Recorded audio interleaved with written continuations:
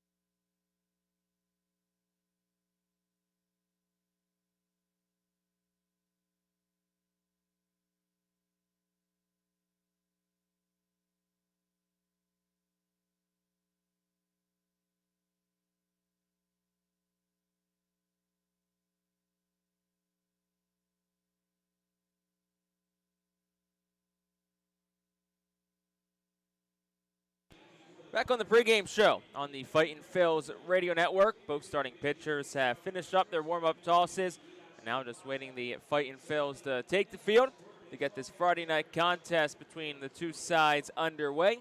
While we wait that, let's take a look at our out-of-town scoreboard. We'll start in the Eastern League. All games yet to officially start yet. Erie, New Hampshire, about to get underway. Akron at Richmond, also about to get underway. Altoona and Harrisburg at FMB Field kicks off at 7 o'clock.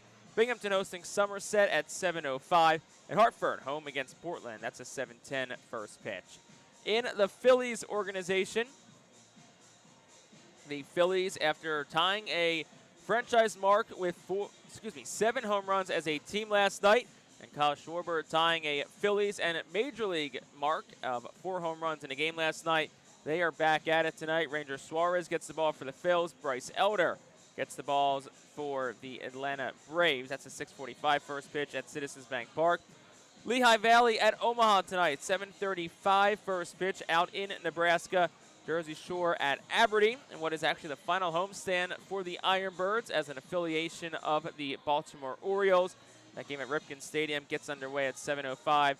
And Clearwater at Daytona Beach is underway, top of the first inning at Jackie Robinson Ballpark. So that's our look through the Phillies organization and our out-of-town scoreboard on this Friday night. Once again, Braden Tucker makes his second Double-A start, and Luis De Leon makes his Double-A debut tonight for the Chesapeake Baysox. So it's 2 pitchers with a combined 1 career start at the Double-A level that are getting the ball tonight for each side. Well, led by Braden Tucker, the Reading Fightin Phils are taking the field, and that will conclude tonight's pregame show. We'll step aside for the national anthem when we come back. We got lineups and first pitch for game number 4 between the Reading Fightin Phils and the Chesapeake Baysox, and it's coming up after this here on the Fightin Phils radio network.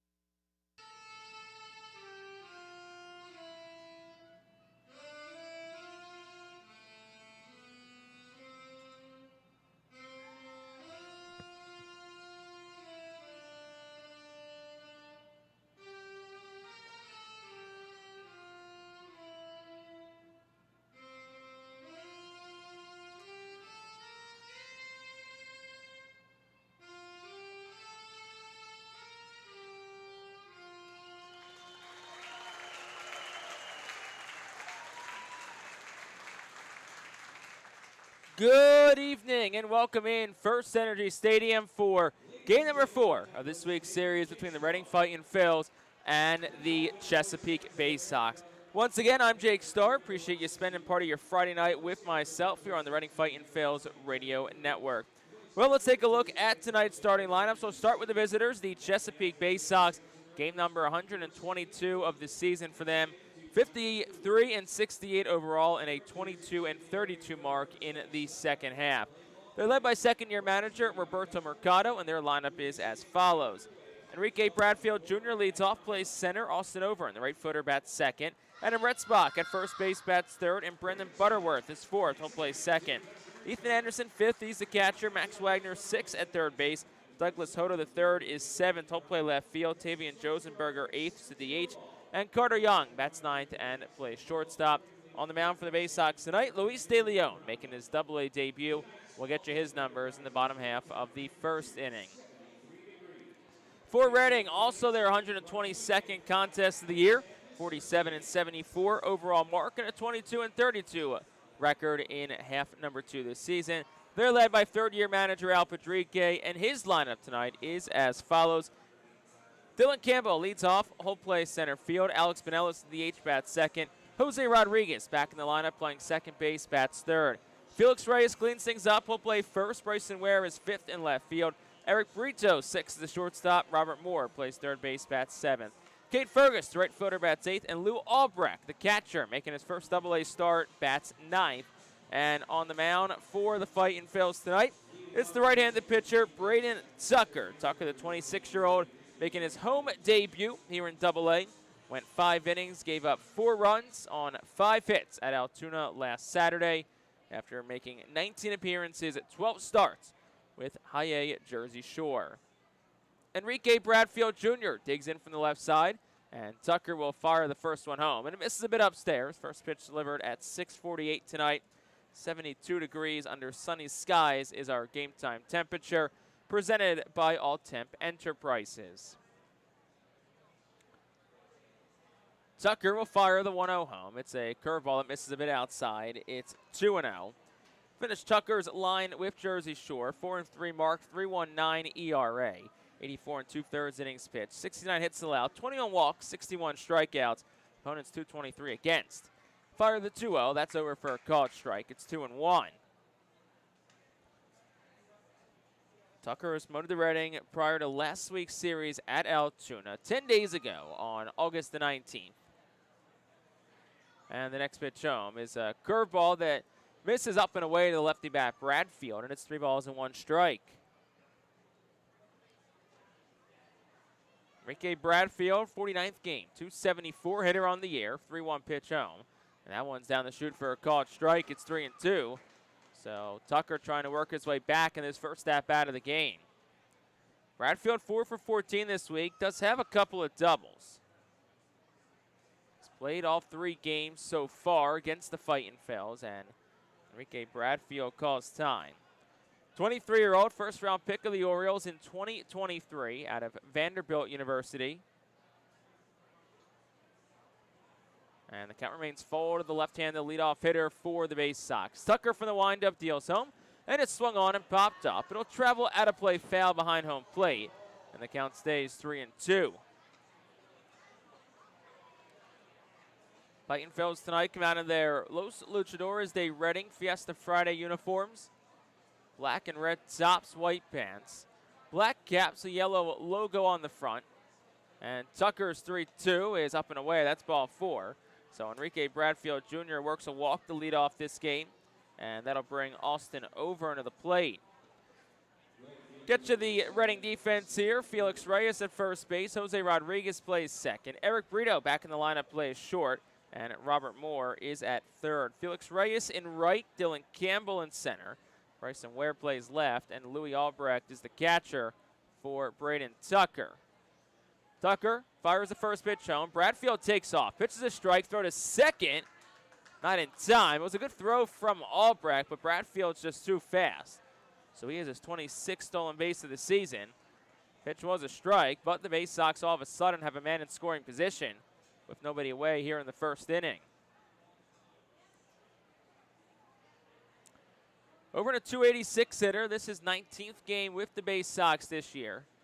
As Tucker checks back at Bradfield at second. He goes again, and the pitch is swung on, hit down the left field line, over towards foul ground. Bryson Ware unable to chase it down, and it lands a little bit to the left of that chalk, down the line and left, and it's 0-2.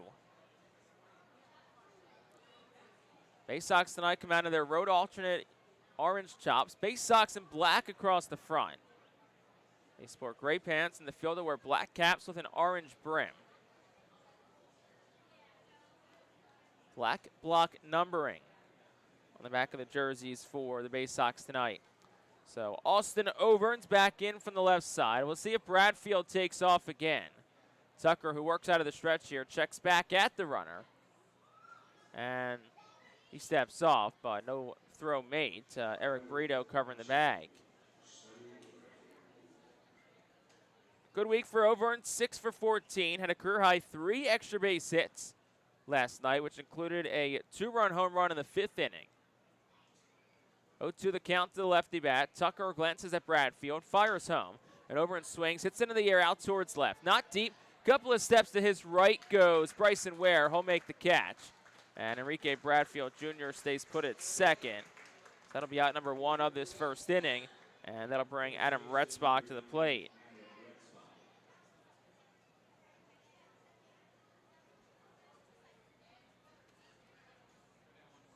Nice crowd filing in on this Friday night. Another beautiful day here in Reading. 72 degrees our temperature at first pitch.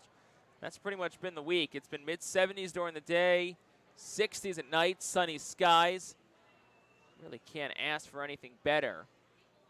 So Retzbach in from the right side. Tucker glances back at Enrique Bradfield on second. Fires home. The first pitch, a slider, misses a bit up and in. It's 1-0.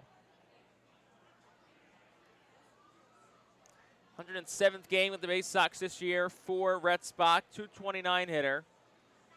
He's hit 13 home runs, 55 runs driven in, which is the most on this Baysox team. And the 1-0 home is swung on and skied in the air towards center. Dylan Campbell comes in. Bradfield, who was off on the pitch, has to retreat. He'll get back in plenty of time as Dylan Campbell makes the catch. That's out number 2.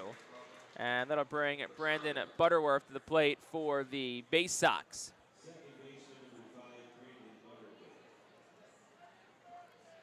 So Butterworth up to the 4th spot tonight for Chesapeake. Still a scoreless ball game, top half of the 1st inning. Braden Tucker trying to work around a leadoff walk issued to Enrique Bradfield Jr. He leads off second. Butterworth, right-handed bat, stands even in the box. Tucker's first one home is swung on and fouled back out of play to the right side. And the count's no balls and 1 strike. 20th game for Butterworth with the Baysox. He's reached base in 19 of those. Hits in 14 of the games he's played with Chesapeake so far.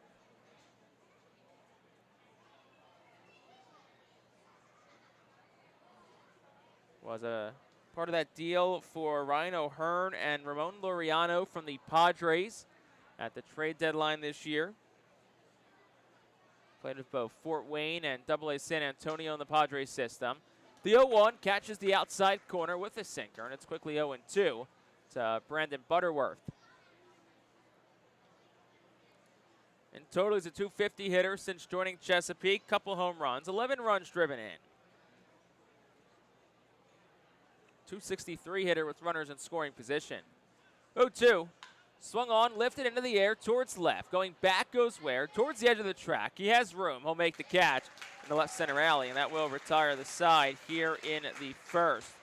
So for the Baysox, no runs, no hits, 1 man left on base. We played a half, Reading nothing. Chesapeake to the field as the Fightin' Phils come to bat.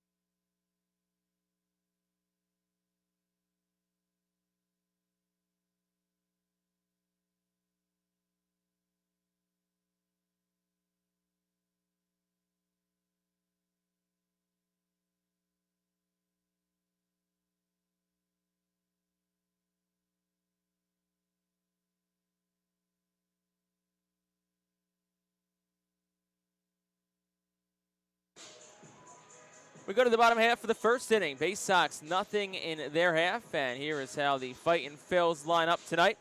Presented by Golden Oaks Landscaping. Dylan Campbell in center. Alex Pinellas is the DH. Then it's Jose Rodriguez at second. Felix Reyes bats 4th place first. Bryson Ware 5th in left. Eric Brito, the shortstop, bats 6th. Robert Moore 7th. He'll play 3rd. Cade Fergus 8th in right field. And batting 9th is Lou Albrecht, the catcher.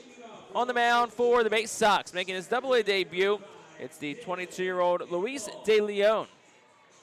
With Aberdeen, 13 appearances, 11 starts, 4-3 record, a 3.58 ERA, 60 1/3 innings pitched, 46 hits allowed, 26 walks, and 69 strikeouts.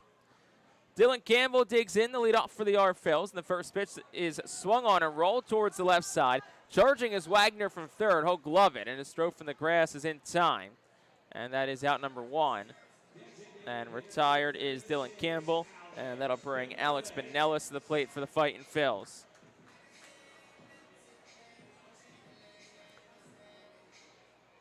So 1 pitch and 1 out for Luis De Leon, making his AA debut. Here's Alex Benellis. And the first pitch to him is swung on and fouled straight down. It's 0-1. Benellis, the only lefty in the order tonight against the left-handed throwing De Leon. Outside of that, it's 7 righties and a switch hitter in Robert Moore. The 0-1 is a swing and a miss. It's 0-2. Nick Dunn, Caleb Ricketts, Carson DiMartini, and Leandro Pineda. All the lefties available off the bench tonight for the Phils. As Benellis finds himself in an 0-2 hole. Pitch home, swing, and a miss. It got away from the catcher for a moment, but Anderson applies a tag. And Benellis goes down on strikes. So 2 quick outs here in the first. And let's get you the rest of the defense here for the Baysox. Brett Spock at first, Butterworth at second. Young plays short, Wagner at 3rd. Auburn in right, Bradfield in center, and Hodo is in left. So Jose Rodriguez digs in for the Phils. 2 gone here in the first. Nothing is our score. And the first pitch home is taken for a called strike. It's 0-1. A night off last night for Jose Rodriguez. Just 1 for 8 so far this week. Couple of strikeouts for Jose Rodriguez. 0-1 to him is taken a bit outside. It's a ball and a strike. 24-year-old, 19th game with the Reading, is a .288 hitter. He's got a home run, 12 RBI since joining the Phils back in late June. 1-1 is taken, a slider on the outside corner for a strike. It's 1-2. Arsenal for De Leon features a 4-seam and a 2-seam fastball, slider, a curveball, and a changeup. 1-2, and Rodriguez takes the changeup down in the dirt. It's 2-2. Rodriguez missed about over a month, July 9th, August the 19th, on the injured list with a thumb injury. Rehabbed with Jersey Shore before returning to the Phils. 2-2. Swing and a miss, gets away from the catcher again for a moment, but Anderson makes a tag on Rodriguez, and that will retire the side here in the first. So Fightin' Phils go down in order. De Leon, quick work of the running lineup in his first AA inning. We've played 1 on to the second. Fightin' Phils and Baysox still scoreless.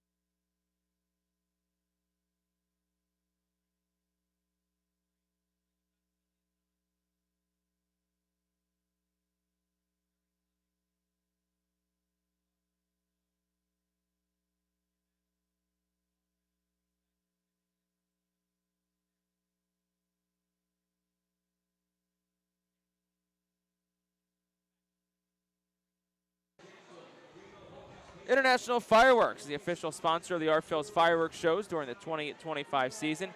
Head to their store at 242 Sycamore Road in Douglasville or visit fireworksrus.com.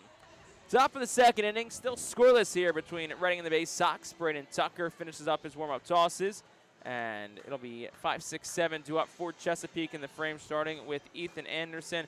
Once again, I'm Jake Starr, and riding solo for most of the night. Bob McCool's got some high school football duties to take care of, but we got ourselves a great guest here in the booth in the top half of the second inning. We got Jim Adams, the founder and managing principal at Adams & Associates, of course, the sponsor of tonight's fireworks show. Jim, how are you? Welcome on. Very good, Jake. Nice to see you, and thanks for having me here tonight. Yeah, thanks for coming on. First pitch is a ball to Ethan Anderson. So, obviously, you're tonight's fireworks partner. Guy's got a beautiful day. You got a great crowd coming out. That's got to be great that your day, you got such great weather. What a perfect evening. I'll tell you what, we were going to do fireworks back, I guess it was beginning of May, and rained out, and so we really lucked out tonight. It's beautiful. Yeah, it worked out well as Anderson lines one down the right field line towards the corner. Hopeful in the second, standing up with his second double-A double. So it's a second straight inning that the Baysox will have a runner on second with nobody out as Max Wagner comes up. So, you know, for those that might be listening at home, if you kind of can just give them a brief, synopsis of what Adams & Associates is and who can you help in terms of, the services that you guys offer? Right, sure. So, well, we're financial advisors, and we work with all different age groups, from young folks accumulating money to retirees, people that have accumulated their wealth and are looking to retire comfortably. First pitch to Max Wagner was a ball up. It's 1-0. Wagner, a 226 hitter this year. And like we said, we got Jim Adams here, the founder and managing principal at Adams & Associates, tonight's fireworks sponsor. Tucker is set up at the belt, fires home, and that is outside for a ball 2-0. So how long have you been involved with the financial planning and that's the financial services industry? Well, I have my shirt on. There's a 40 on the back of my shirt, and so this is our 40th year. So 40 years. How about that? So we've seen a lot of things change in the last 40 years, that's for sure. 2-0 home is swung on and popped up foul, 2-1. And I know there's a lot of people out there who kind of ask the question is, why do I need a financial advisor? Why do I need to use those services? I can handle it on my own. I can use ChatGPT. I can Google it. I can, use whatever resource my bank uses. But what advantages does Adams & Associates offers that you can't get doing these things on your own? Well, I've always thought it's all about the relationship. We have a great relationship with our clients. Line drive falls into center field for a base hit. Dylan Campbell will play it on a hop. Anderson holds up at third, so it's a single from Max Wagner. Back-to-back hits to start this inning. And it's runners on the corners, no outs for Douglas Hodo. So you kind of said about the relationships, and let you kind of expand on that. Yeah, so 40 years ago when I started in business, I've often told the story. I met these people, and they had $250,000. And I thought, man, that was a lot of money in 1984. It's a lot of money, but 1984 is really a lot of money.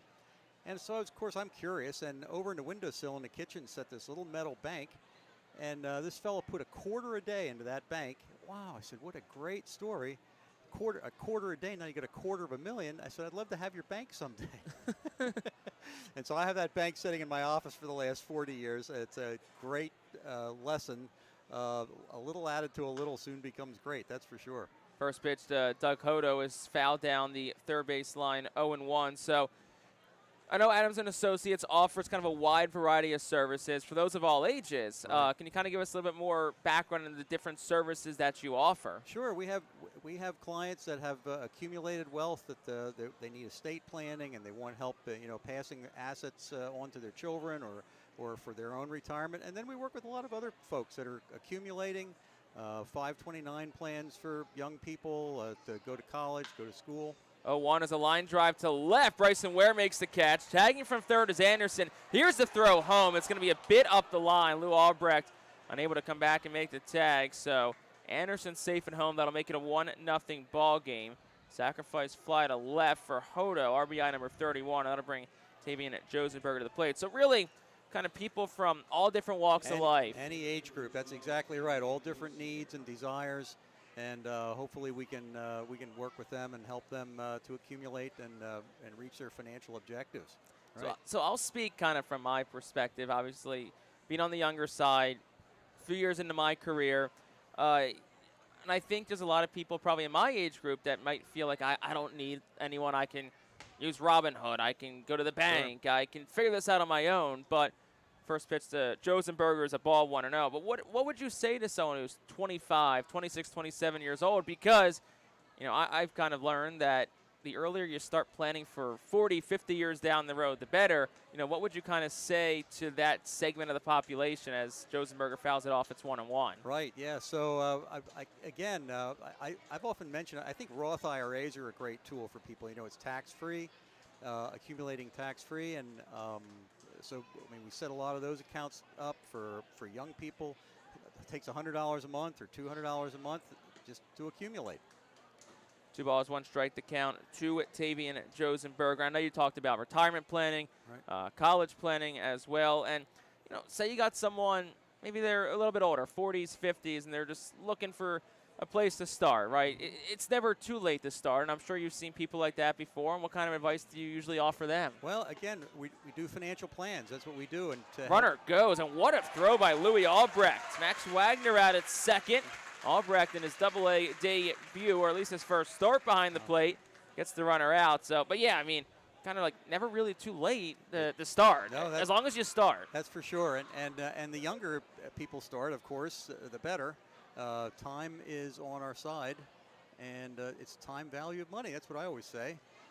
Looks like Eric Brito may have gotten maybe a spike or something there. So Sarah Binkley, the assistant athletic trainer, and Al Padrique taking a look at him. Looks like it's something up high. Maybe it's a piece of dirt got in his eye. Obviously, don't want to speculate, but that's what we're looking at with Brito right now. So we got 2 outs here in the top half of the second inning. Baysox on top, 1-0. Tavian Josenberger is the batter. It's a 2-2 count with 2 outs and the base is empty. Jake Starr, again joined by Jim Adams, the founder and managing principal at Adams and Associates. So kind of transitioning forward a little bit here while they look at Brito by the second base bag. I know you have been a longtime partner of the Fightin Phillies with Adams and Associates. What is it kind of about the Fightin Phillies and Adams and Associates that just makes it such a great relationship between the two sides? It's been a great relationship, that's for sure. This is like a family here. We invite our clients. We have games throughout the season. Our clients just love to come out to the third base side buffet out here and out to the pool, and so that's why we do it, because our clients love it, and it's just a good relationship that we have with everybody here at the R Phils. I know you guys got a table tonight in the plaza. Yeah. For those that maybe are interested in stopping by, what kind of resources do you have there? What kind of information can they get if they're stopping by the Adams and Associates table tonight? Well, we ran out of the snap bracelets. That was a big hit. Those are pop. I remember those. Yep. And so it was good out front here. We met a lot of people, talked to a lot of folks, and that was a lot of fun. And I know one thing the R Phillies really value as they continue to look at Brito by the second base bag, and now Al Padrique and Sarah Binkley will head back to the dugout. Brito staying in the ball game. I know something that the R Phillies really value is the kind of get out in the community and have those face-to-face conversations, because you can post stuff on social media, you can run a radio ad, you can, you guys have a fantastic billboard here. I know that's a brand new one this season. Thanks. I know had a hand in kind of helping design that one. It looks amazing, but we see the sign. But I think being out here, putting a face to the name, talking with the community and your potential clients, I feel like that's something that's a huge benefit to be able to come out here and do that. Exactly. Well, like I was saying, it's all about the relationship, isn't it? And so, yeah, you can do all these things online and the 800 number, and I get all that. But things happen in people's lives, and they like to be able to talk to somebody and bounce ideas off of somebody, and that's what we're here to do, to help people to do that. 3-2 is swung on, lifted into the right. Cade Fergus, the right footer, is there. He'll secure it. That'll retire the side in the second. Jim, before we let you go, how can people learn more about Adams and Associates? Yeah, sure. Well, give us a call. We're located out in Blandon, right at the traffic circle in Blandon. And our phone number is 610-477-1981, 1981. And give us a call, and we'll be happy to sit and talk. Again, that was Jim Adams, the founder and managing partner at Adams and Associates. Jim, thanks so much for the time. Very good, Jake. Okay, thank you. 1-0 Baysox on top. Way to the bottom of the second here on the Fightin Phillies Radio Network.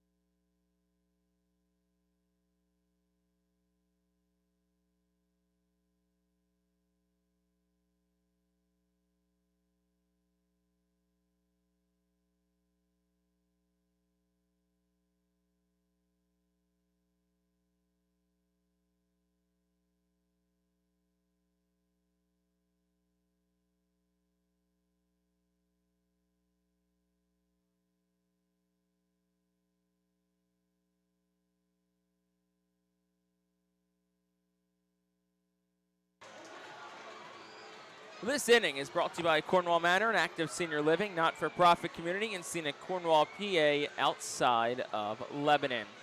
Bottom half of the second inning, Baysox on top 1-0 over the Fightin Phillies after plating a run in the top of the second inning. And the Phillies will try to get some offense going here against Luis De Leon, making his Double-A debut.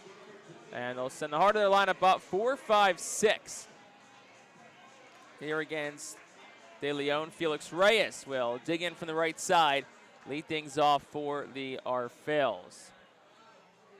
So lefty on righty matchup here. It's all righties, rest of the lineup for the Fightin Phillies. The first pitch to Reyes, he'll take it for a ball. It's 1-0.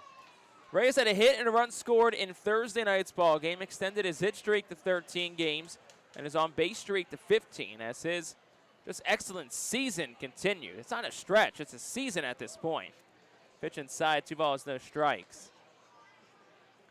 83rd game for Reyes, hitting .337, the best average in all of full season minor league baseball. 2-0, down and in, 3 balls and no strikes. He is vying to become the first Fightin Phil to win an Eastern League batting title since Tag Bozai did it in 2010. And it'll be just the 5th time since Reading gained their affiliation from the Phillies in 1967 that a member of an Phil's roster won an Eastern League batting crown. 3-0 is down. That's ball 4. So Reyes doesn't walk a lot, but he works a 4-pitch walk there. And that'll help that .368 on base percentage a little bit. And that'll bring Bryson Ware to the plate for the Fightin Phillies.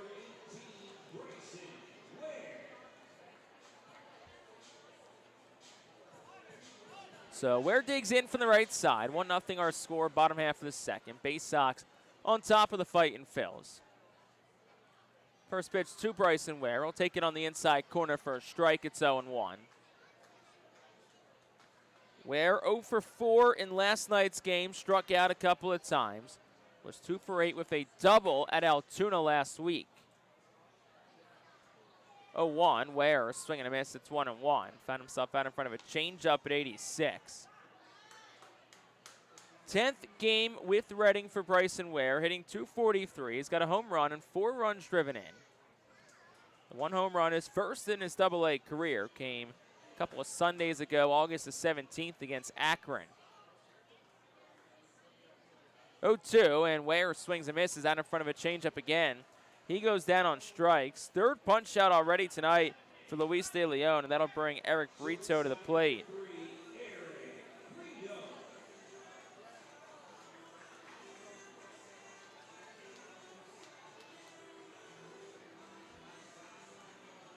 Brito making his first start of the week, came off the development list prior to last night's ball game, as Aiden Miller was placed on the temporary inactive list. First pitch the ball up and away to Brito. It's 1-0. Did play 1 game early last week at Altoona. Was 1 for 4 with a double and an RBI. Felix Reyes leads off first for the Fightin Phillies. And here's the 1-0 pitch. Brito is swinging a miss. It's 1-1. De Leon keeping the Fightin Phillies off balance with his off speed.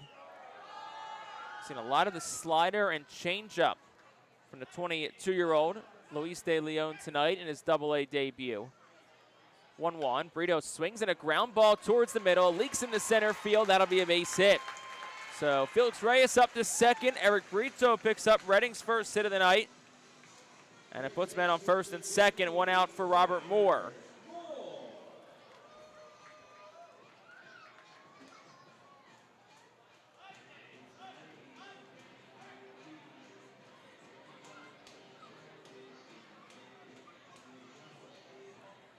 So Robert Moore making a start for the second straight night. Played shortstop last night, at third base tonight. Has a chance with a couple of men on and 1 out for the Phillies. Trailing 1-0 in the second. Pitch home is taken inside. Almost hit Moore. Somehow did not. And it's 1 ball and no strikes. Moore's batting from the right side. Hitting .186 against left-handed pitching this year. Compared to a .203 mark when flipped around the other way against righties. 1-0. Moore swings, and he pokes it off the glove of the first baseman Retzbach into shallow right field. Everyone goes up a base and will be safe. So bases are going to be loaded for Cade Fergus, and we'll see what they rule that, whether it's a hit or an error for Robert Moore. Nonetheless, though, the Fightin' Phils will most certainly take it.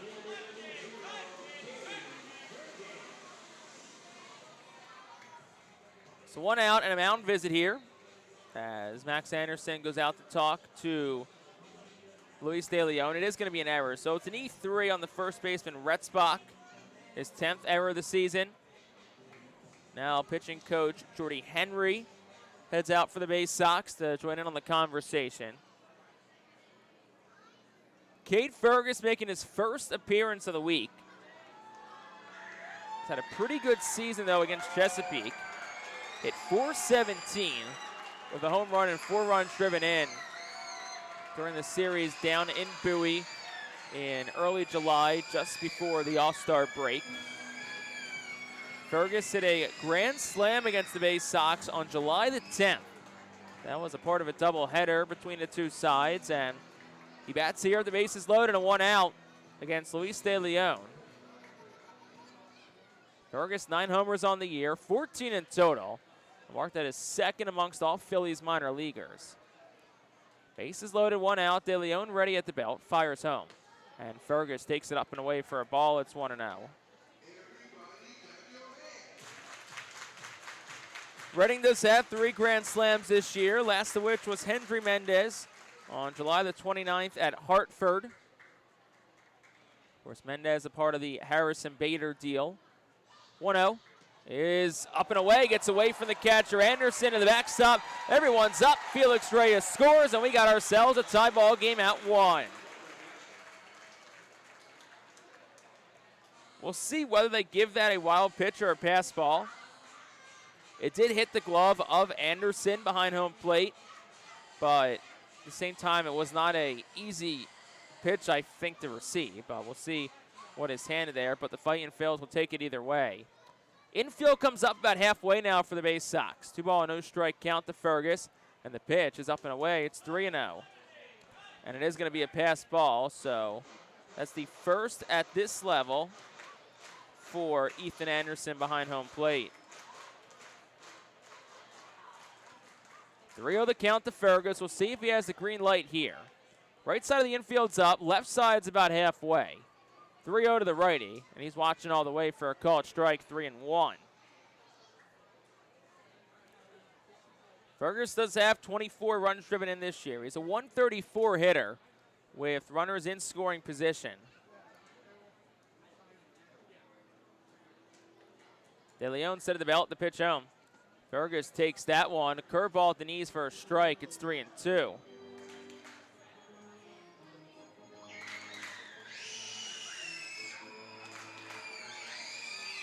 So full count, 1 out to Cade Fergus in a 1-1 ball game. Reading runners on second and third. Pitch home. Fergus swings in a ground ball foul. Nice grab by Michael Jones in the third base coach's box. Jones at third. Carl Ellis in the first base coach. Al Patrique managing the game tonight from the Phils dugout.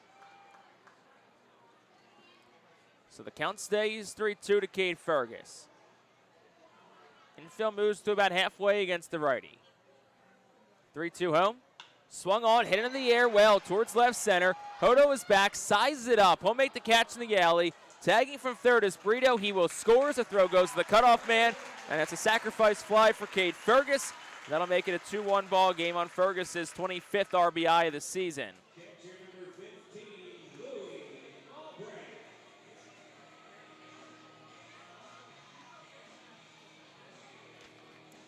So that'll bring the 9-hitter up, and the catcher, Louis Albrecht.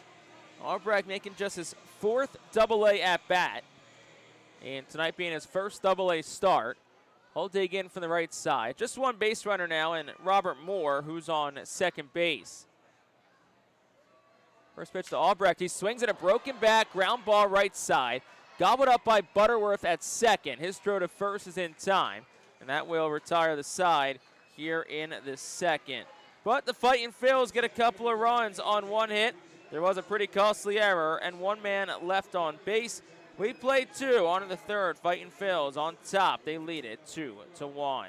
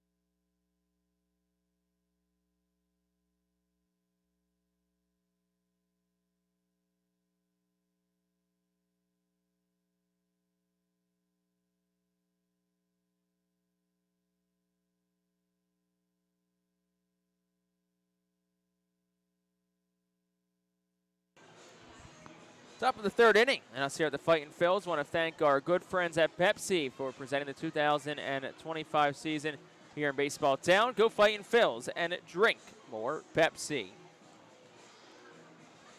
So Fightin Phillies back on top, 2-1 over the Baysox. Feels like it's their first lead in a couple of days as Reading tries to snap a 5-game losing streak. Our Phillies also have dropped 8 straight at home, so trying to get back in the winning category here at FirstEnergy Stadium.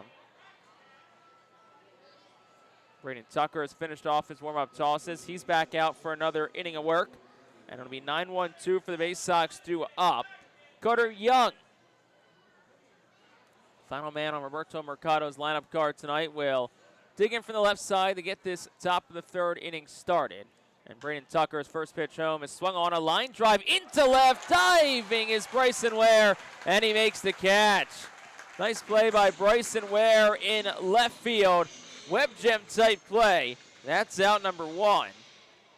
As Carter Young is retired, and that'll bring Enrique Bradfield Jr. to the plate.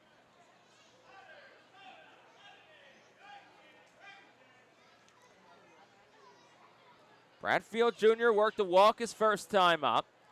First pitch home. This time it's been inside. 1 ball and no strikes to Enrique Bradfield. So 1 time through the order for Braden Tucker. He's making his 2nd Double-A start tonight. He fires the 1-0, and Bradfield will take it at the belt for a called strike. It's 1-1. Tucker at Altoona last week. Took the loss. 5 innings, 4 runs. 5 hits, couple of walks, and 3 strikeouts through 82 pitches, 52 strikes. The 1-1, a slider that dives down and in. To the left-handed bat, Bradfield. It's 2-1. So Tucker, 1 run through 2 1/3 so far. 33 pitches for the 26-year-old righty who fires a 2-1. And it's swung on and it's grounded to first. Backhand stop by Felix Reyes. He'll take it to the bag himself. That's out number 2. Bradfield retired, and that'll bring Austin over into the plate.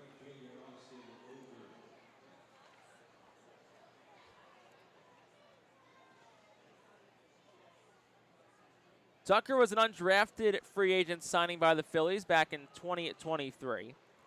Finished up his college career at Lipscomb in 23.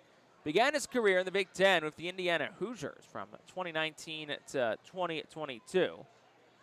First pitch home has been outside for a ball. It's 1-0. So 4 years at Indiana, had the 5th year of eligibility, so used it as a grad transfer. The pitch for Lipscomb, and ended up getting himself a professional deal out of it. 1-0 is swung on, fouled back, and it'll land just in front of the broadcast booth. Hits off the, I guess you could say the front facing of it. So close call up here, but it just misses us, so it's 1 ball and 1 strike. We need to start bringing a glove to games, I feel like is kind of the takeaway.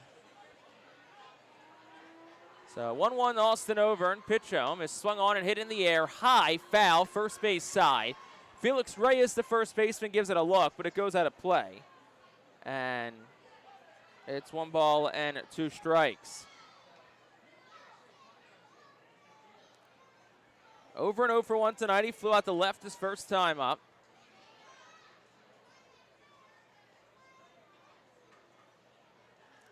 '19th Double-A game, hitting .282. He's got 3 homers, 7 runs driven in since his promotion. 1-2, swung on, rolled over to first. Backhand stop again by Felix Reyes. He'll take it to the bag himself, and that will retire the side here in the third. 3 up, 3 down for Braden Tucker. We're through 2.5 on to the bottom of the third. Fightin Phil's on top, 2-1.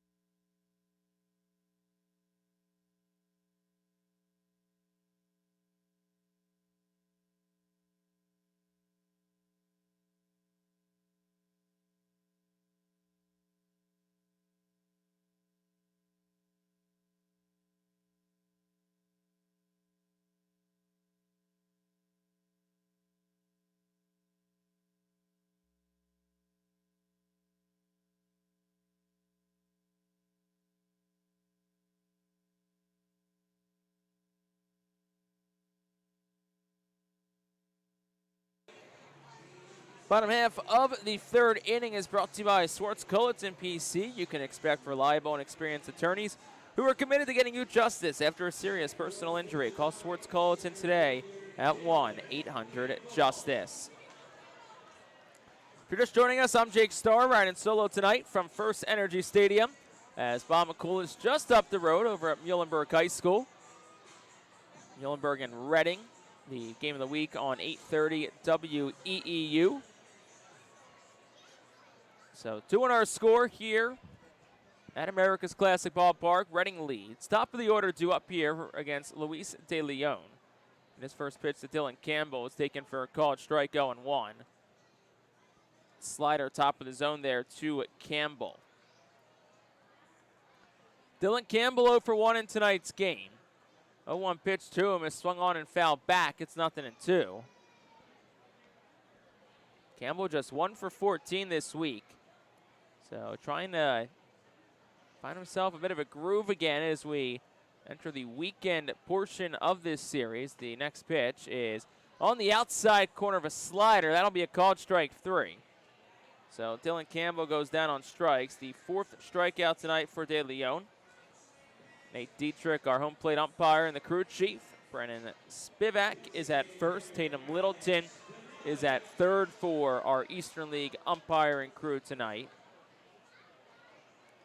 So Alex Benellis, the batter now for the Fightin Phils. First pitch to him is a swing and a miss. It's 0-1. Benellis also 0 for 1 in tonight's ball game. He was a strikeout victim his first time up in the first. And the 0-1 to him is bounced, good block by the catcher Ethan Anderson, and it's 1-1. Good week so far for Benellis, 5 for 13 overall. Has doubled. That was a couple of nights ago. Had a couple of hits in last night's ball game. 1-1 is a ground ball, sharply hit to Young at short on one hop. A foot over the backhand, fired at first. It's in time. That is out number 2. And that'll bring Jose Rodriguez to the plate for the Fightin Phils.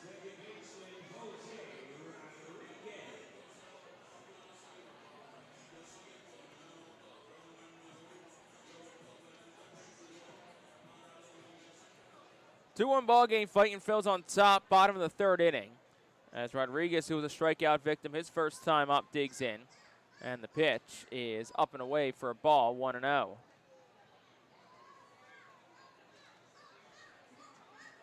Jose Rodriguez had a 6-game hit streak snapped on Wednesday night. The 1-0, a big swing and a miss, 1-1. We've seen that from Jose Rodriguez over the last couple of years. He's good for kind of one big swing early in the count.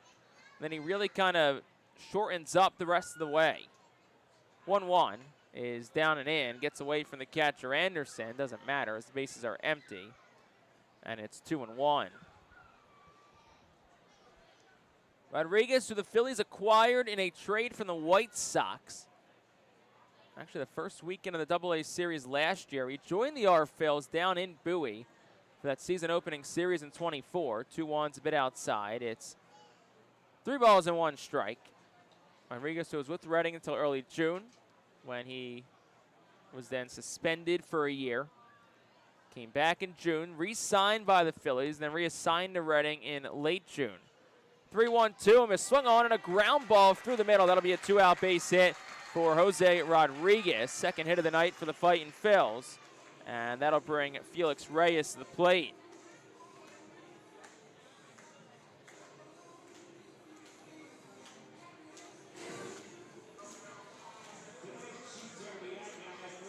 So second time up tonight for Felix Reyes. He walked his first time up, so he's extended his on-base streak up to 16 games. His streak still sits at 13. First pitch to Reyes is swung on and tapped to the right side. It's fielded by the first baseman Retzbach in the grass.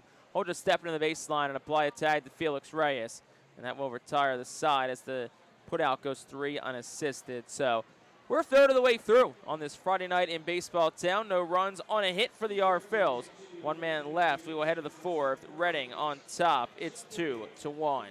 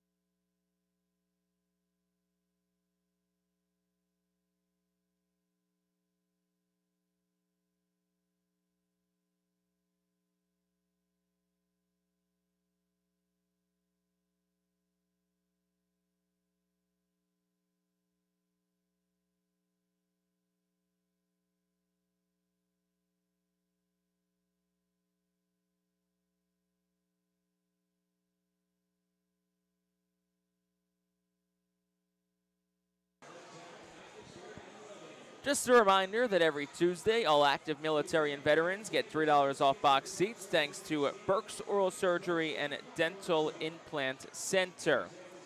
So top of the 4th inning, 2-1's our score. Fightin Phils on top of the Baysox. And Braden Tucker's back out for another inning of work at 38 pitches through 3. And it'll be 4, 5, and 6. Due up for Reading here in the frame.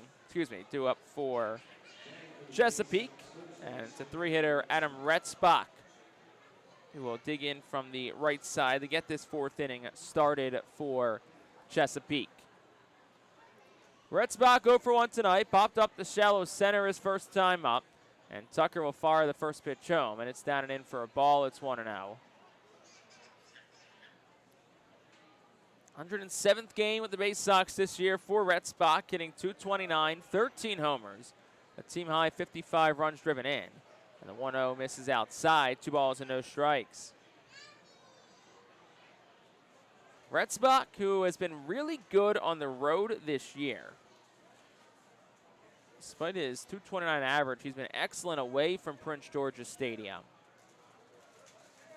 2-0 is there for a called strike, 2-1. In the Eastern League this year, Retzbach has the 6th highest road average.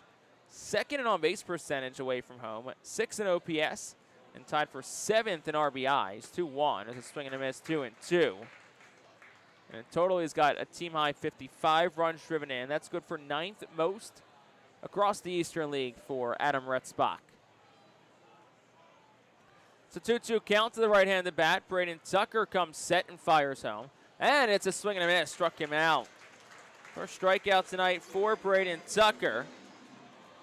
Out number 1 in this 3rd inning, and that'll bring Brendan Butterworth to the plate.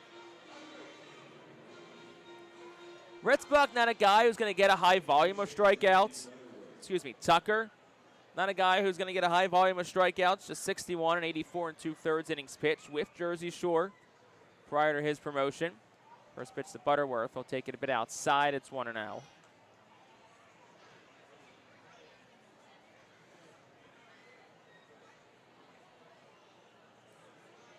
Butterworth 0 for 1 tonight. He flew out the left his first time up, and the next pitch he swings at it and fouls it back. It's 1-1.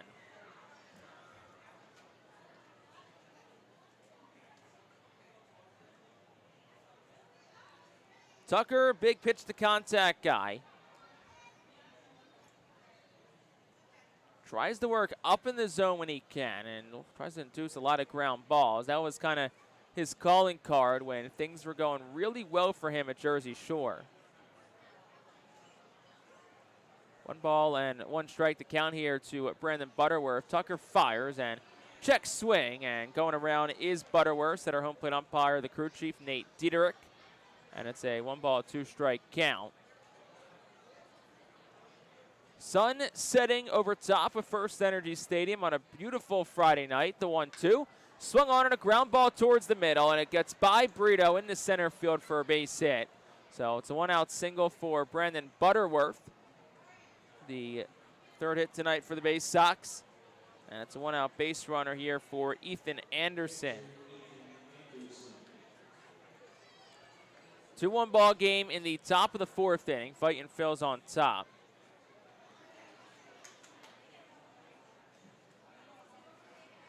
Tucker actually saw the High A affiliate of Chesapeake Aberdeen back on July the 12th.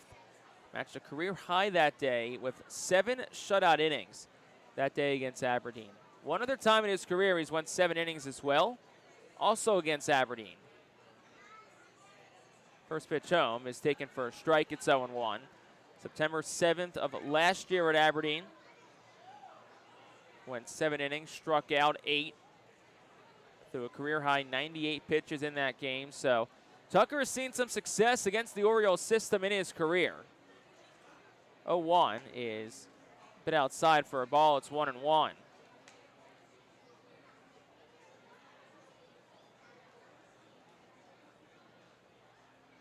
Made his final start with Jersey Shore Sunday the 17th at Wilmington. Went 6 scoreless innings, struck out 6 and allowed 3 hits. 1-1 is swung on and tapped straight down foul. It's 1-2. Tucker did not allow a run in 5 of his last 6 outings with Jersey Shore. All of those appearances went over 6 innings. That's a really impressive run from pretty much July 4th through his promotion on August 17th. And it's a 1 ball and 2 strike count here to Ethan Anderson. Tucker will check on the runner at first. Butterworth dives back in safely. Butterworth does have 7 stolen bases in 20 games, over 8 attempts.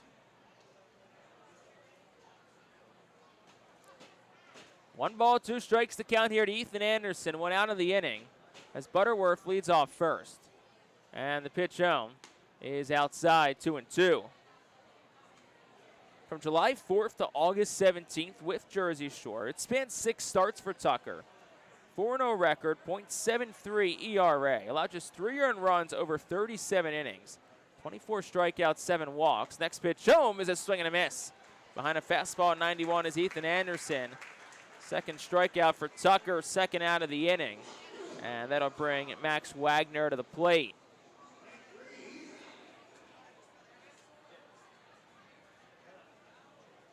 Wagner digs in from the right side, had a single his only other time up in the 2nd. As Butterworth leads off first. We'll see if they put him in motion here with 2 outs in the 4th. And he does take off. First pitch is a strike, throw to second from Albrecht, sails into center field. A good backup from Dylan Campbell, and also a good job by Jose Rodriguez, faking like he got the tag on Butterworth to keep him put. So it's stolen base number 8 of the season for Brandon Butterworth. And it puts a man in scoring position here for the Baysox. First pitch to Max Wagner was a strike, so it's 0-1 to the right-handed bat Wagner.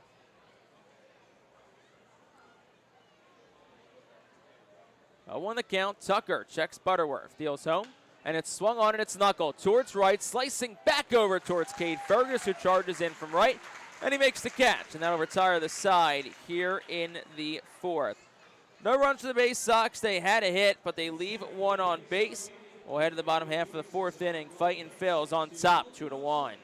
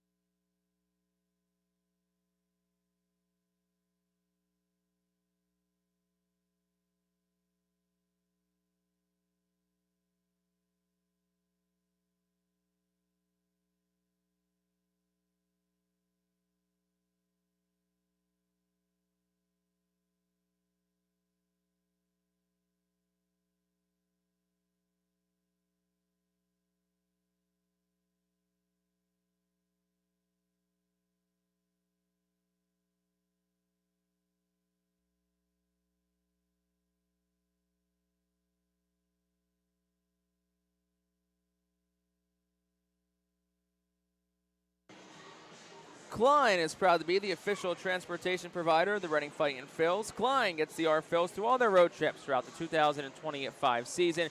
For more information, go to kleintransportation.com. So bottom half of the 4th inning on a gorgeous evening here in Baseball Town. Temperature right now sitting 68 degrees. Just a perfect night. And the Fightin Phils are on top 2-1 here in the bottom of the 4th inning. Reading will send 5, 6, and 7 to the plate here in the frame. It'll start with Bryson Ware, who digs in from the right side against Luis De Leon, who's back out. And the lefty's first pitch home is a bit outside. It's 1-0. De Leon, 22 years old. He's a lanky lefty from the Dominican Republic. The next pitch to Ware is swung on. Line drive down the left field line. It's fair. It'll take 2 hops and hit off the wall and left. Ware wheels around first towards second. He'll get there standing up. And it's a leadoff double for Bryson Ware. His second double in an R-Phils uniform. And it's a leadoff base runner now as Eric Brito comes up.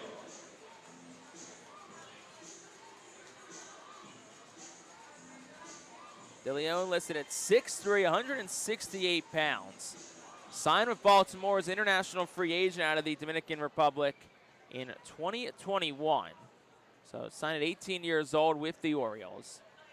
Now, first pitch to Brito. He takes it up. It's 1-0. Brito singled and scored a run his only time up tonight.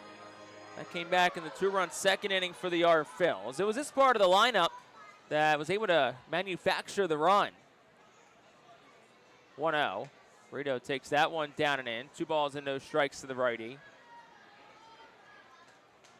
Brito is making his first appearance of the week. Came off the development list on Thursday after Aiden Miller was placed on the temporarily inactive list. 2-0, and Brito swings and he pops it up. Shallow right field. Butterworth, the second baseman, goes out. He's called off by the right fielder, Overn, who makes the catch. That's out number 1. And that'll bring Robert Moore to the plate.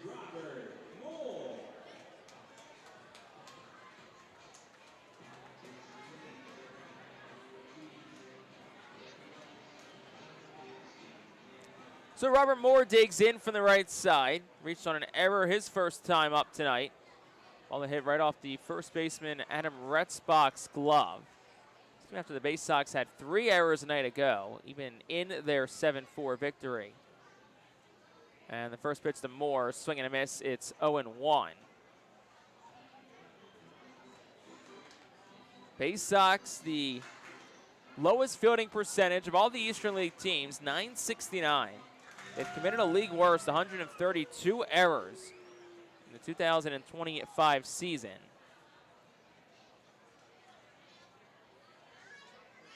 Pitch to Moore, swung on in a ground ball right side, fielded by Butterworth at second. His flip to first is in time. That's out number 2. Bryson Ware does move to third on the play. So a productive out at that for Robert Moore. And that'll bring Cade Fergus to the plate.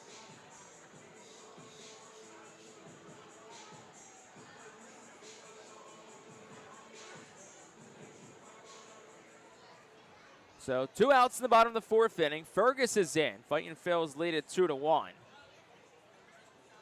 And the first pitch to Fergus is swung on and hit out of play foul. It's 0-1.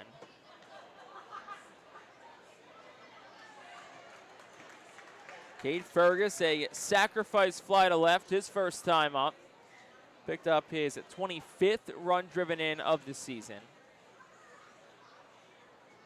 0-1 is swung on a ground ball foul, this time to the third base side.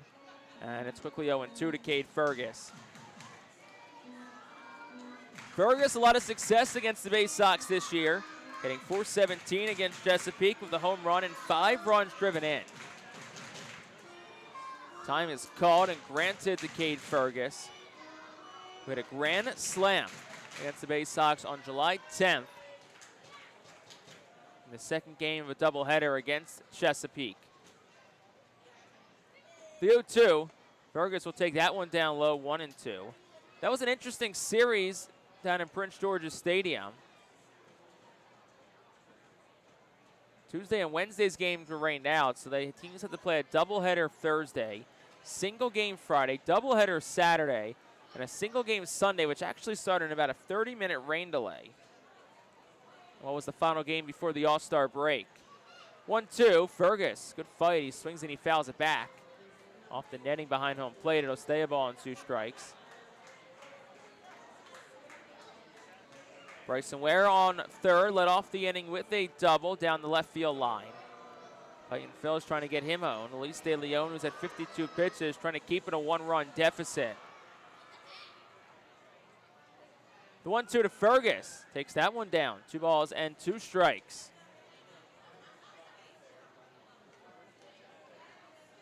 Fergus making his first start of the week. Was 2 for 14 last week at Altoona. Has reached base over his last 4 contests. 2-2. Inside, 3 balls and 2 strikes. So good count here being worked by Cade Fergus. Next pitch will be the 7th of the at-bat to the 25-year-old Cade Fergus. Turned 25 a week ago tonight. Celebrated a birthday last Friday in Altoona.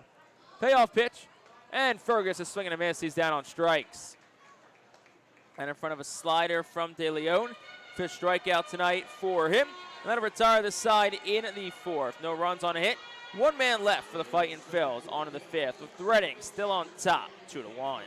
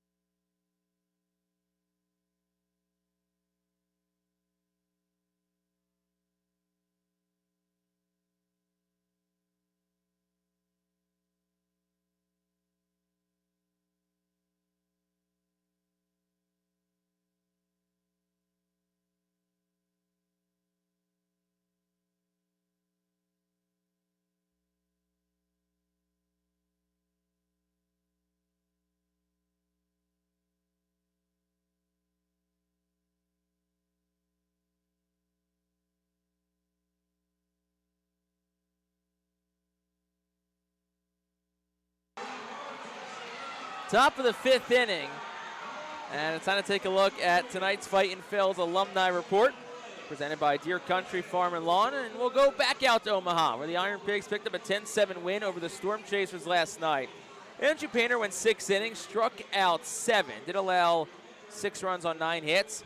Otto Kemp hit his 15th home run of the season. Justin Crawford also homered, and Gabriel Rincones hit 2 home runs in the win as well for the Iron Pigs. Justin Crawford has 3 home runs over his last 4 games, and that is our alumni report presented by Deer Country Farm and Lawn. Top half of the 5th inning, 2-1. Fightin Phil's on top of the Baysox. 7-8-9 due up for Chesapeake. Douglas Hodo is in. The first pitch from Braden Tucker misses a bit outside. It's 1-0. Douglas Hodo, a sac fly to left, his first time up back in the second. And the 1-0 pitch squares the bunt, and he'll take it for a called strike. It's 1-1. Looked like more kind of a show-me bunt by Hodo. Robert Moore's playing pretty deep in third, so just trying to draw the third baseman in some. Moore, who does retreat back. So we'll see if Hodo squares again. Does not. The 1-1 is just off the outer edge of the plate. It's 2-1 to the righty. Hodo's currently on a career best 11-game hitting streak, hitting .370, 3 homers, 8 runs driven in over the streak. The 2-1 is swung on and fouled straight back. It's 2-2. Has 2 or more hits in 6 of the 11 games played. Over the 11-game hitting streak for Douglas Hodo. It's a 2-2 count to the right-handed bat, who stands very open in the batter's box. And the 2-2 home is swung on in line, deep to left field. Bryson Ware is back. He leaps and he makes the over-the-shoulder catch. Another terrific play by Bryson Ware in left field. Takes extra bases away from Douglas Hodo, and that is out number 1. Ball was hit hard, 104 off the bat from Hodo, but Bryson Ware has made a couple of really terrific plays out and left tonight. And that'll bring Tavian Josenberger to the plate for the Baysox. Josenberger 0 for 1 tonight, a fly out the right, his only time up in the second. And the first pitch home is a bit down for a ball. It's 1-0. Josenberg 3 for 12 so far this week. He has doubled. Struck out 3 times. The 1-0 was a curveball down and in. 2 balls and no strikes. What was the 62nd pitch tonight for Braden Tucker? Counts 2-0 to the 8-hitter Josenberger, and Tucker fires home. That's a line drive caught out of midair by Felix Reyes at first base. That'll be out number 2. Josenberger retired, and that'll bring Carter Young to the plate.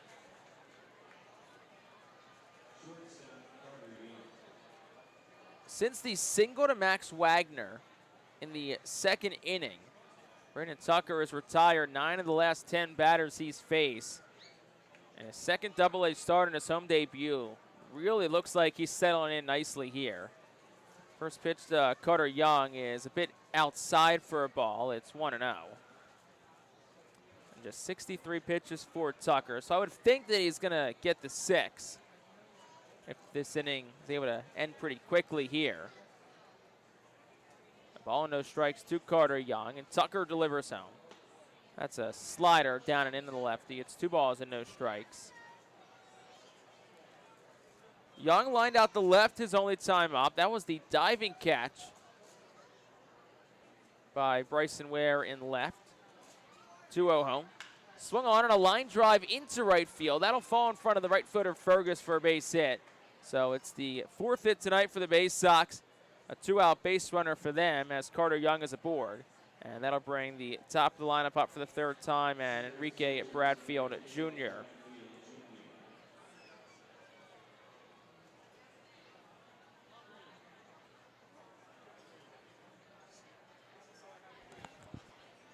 Bradfield 0 for 1 in tonight's game. He walked in the first, grounded out to first back in the 3rd.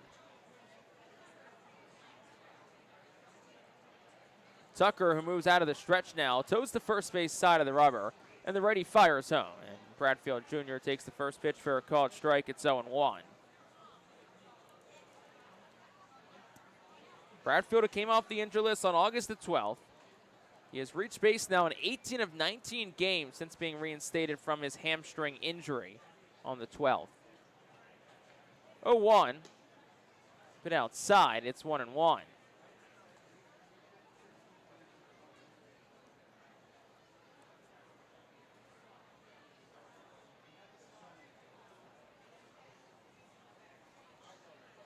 49th game at the AA level this year for Enrique Bradfield Jr. Hitting .274, and the next pitch is swung on a line drive into center field. It'll bounce in front of Dylan Campbell for a base hit. So it's back-to-back two-out hits for the Baysox.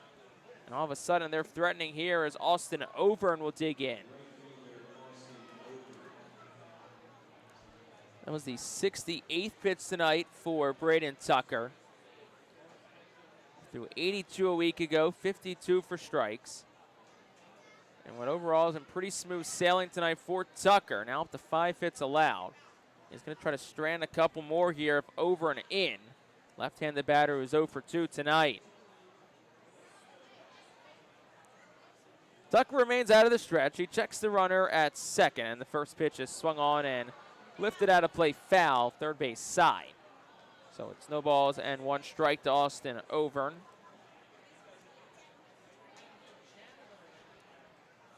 Overn is flying out to left. He's grounded out to first in tonight's ball game. 19th game with Chesapeake for Overn. And the 0-1 is a swing and a miss. It's 0-2. Tucker now a strike from getting out of this bit of a mini jam here in the top of the 5th.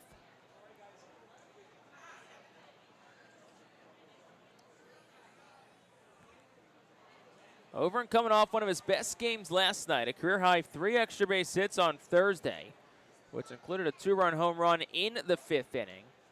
He bats here with 2 outs in the top of the 5th, 2 on for the Baysox, who trail at 2-1. Tucker steps off. Looks like him and Lou Albrecht, the catcher, unable to get on the same page.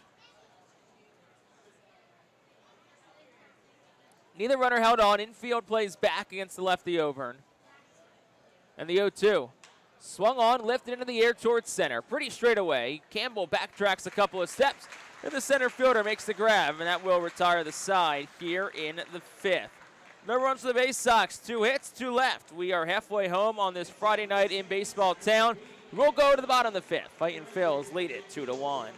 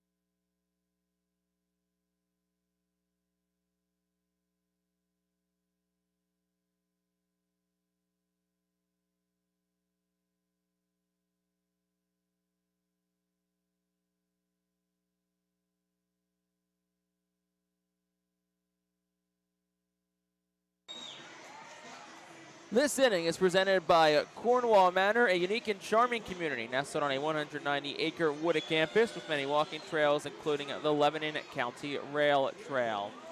Bottom half of the 5th inning, Fightin' Phillies 2, Baysox 1. Reading looking to try and add some more insurance runs as Luis De Leon returns for his 5th inning of work. It'll be 9-1-2 due up for Reading. Lou Albrecht will dig in and get things started here in the 5th for the home side.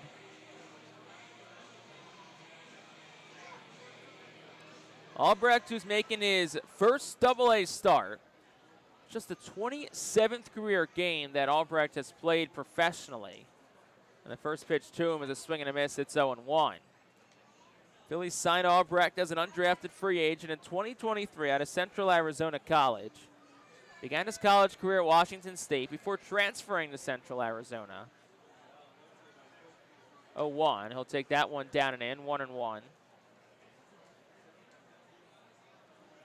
Played 13 games with Clearwater last year. Spent a little bit of time with the Complex League Phillies in 2023 after signing. 1-1 is up and away. It's 2-1. Was on the rosters of Clearwater and Lehigh Valley to start the year. Didn't play. Missed 3 months, April 17th to July 17th, after breaking his left wrist hamate bone. 2-1 is a swing and a miss, 2-2. Appeared in 5 games with the Florida Complex League Phillies, rehabbing from that broken bone. Albrecht, 23, will turn 24 in November. And he's got a 2-ball, 2-strike count to him. De Leon fires home. Albrecht takes it outside. The count's 3-2.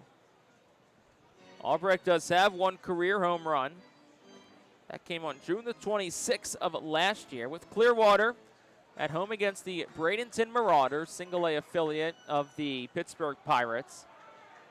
And it's a 3-ball, 2-strike count here to Albrecht. De Leon fires. Albrecht swinging a miss. He goes down on strikes.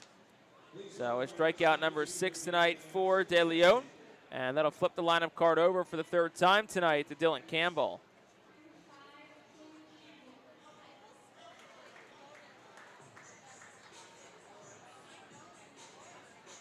So Campbell in from the right side. He's 0 for 2 tonight.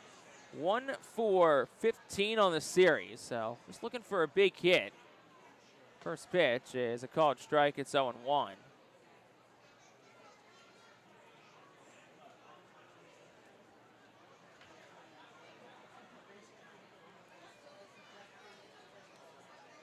Here's the 0-1 home. Campbell swinging a tapper over the head of the pitcher, De Leon. Fielded by the second baseman, Butterworth, in front of the second base bag.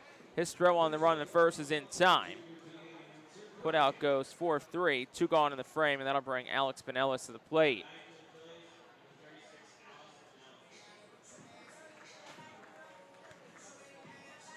So Pinellas in with 2 outs in the 5th. Fightin Phils lead at 2-1. And Pinellas is 0 for 2 in tonight's ball game here against De Leon. First pitch to Pinellas is a check swing on a pitch outside. They appeal down the 3rd. Tatum Littleton says no swing, so it's 1-0. De Leon had 64 pitches in tonight's game. Number 65 is down and in. 2 balls and no strikes.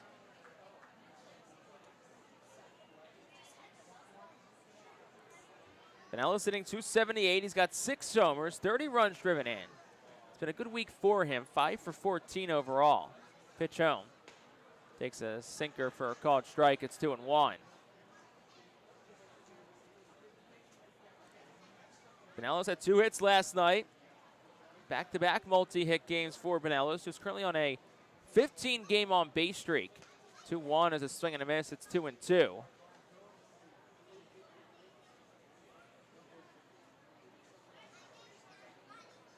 Pinellas, who the Phillies signed back on May the 27th after he was released by the Red Sox 4 days prior. 2-2 is down low, 3-2.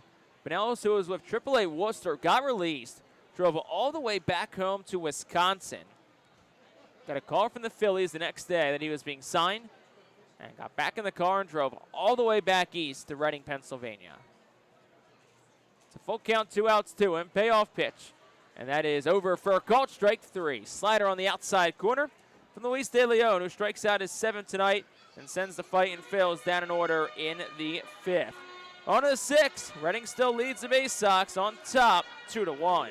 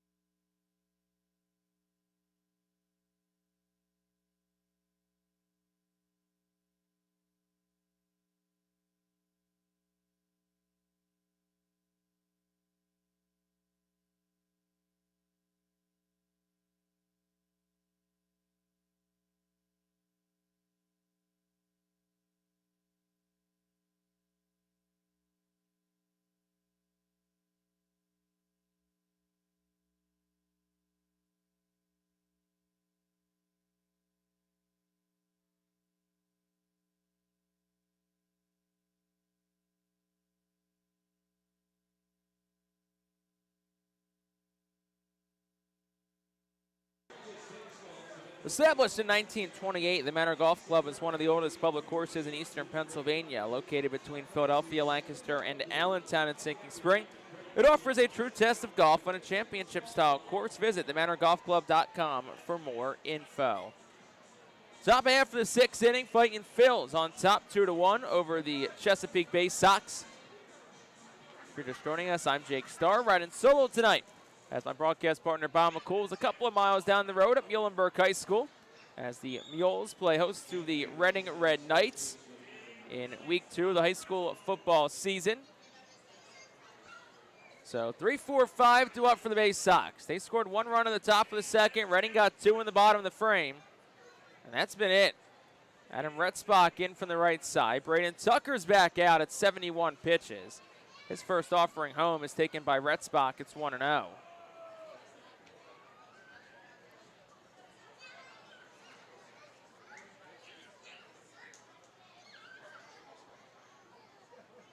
Tucker at 5 innings so far. The 1-0 is outside 2-0. He's trying to get to 6 innings or more for the 9th time this season. He really became a workhorse of Jersey Shore, especially towards the latter part of his stay there. 2-0. Way outside is 3 balls and no strikes. Adam Retzbach is 0 for 2 tonight. He's popped up the center. He struck out back in the 4th. Just a couple of strikeouts tonight for Tucker, who fires a 3-0. And that one's down ball 4. So a 4-pitch walk of Adam Retzbach. It's the second walk that Tucker has issued. And the first since the leadoff batter of the game in the top of the first inning.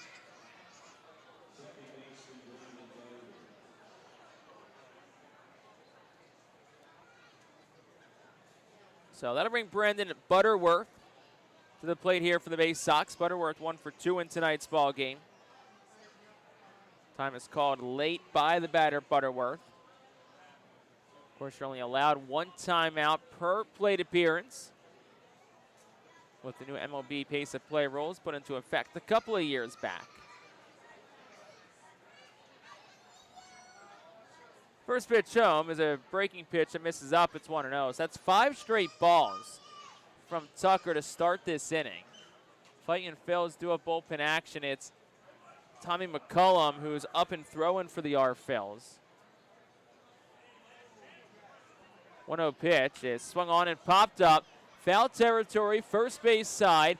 Reyes up against the fence, reaches over, and Felix Reyes makes an impressive catch.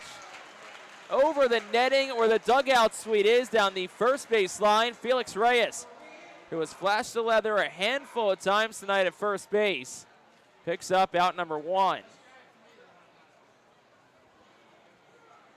Taking a look at the replay, if you're watching it on our stream, just an impressive play by Felix Reyes. And I think with that, it's going to be the end of the night for Braden Tucker, who's at 77 pitches. Al Padrique out. He's going to take the ball from his right-handed arm, give him a pat of encouragement as he heads to the dugout. And Tommy McCullum is coming in from the Alvernia University Golden Wolves bullpen.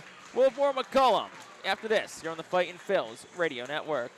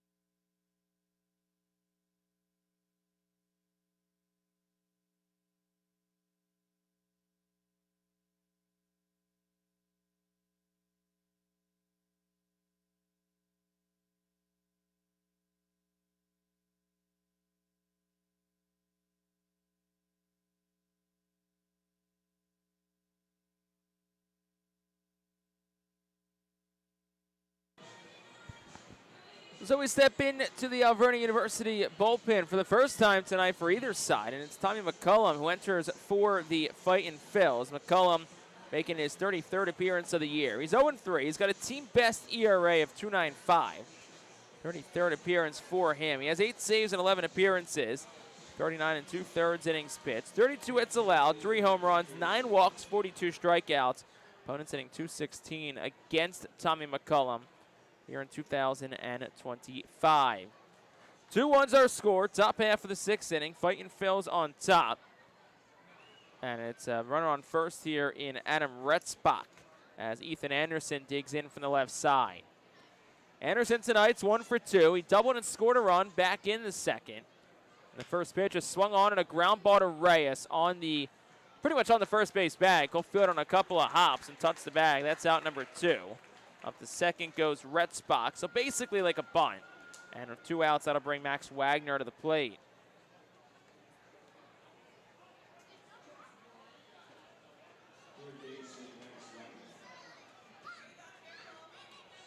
So Max Wagner's 1 for 2 tonight. He singled back in the second, flew out the right in the fourth.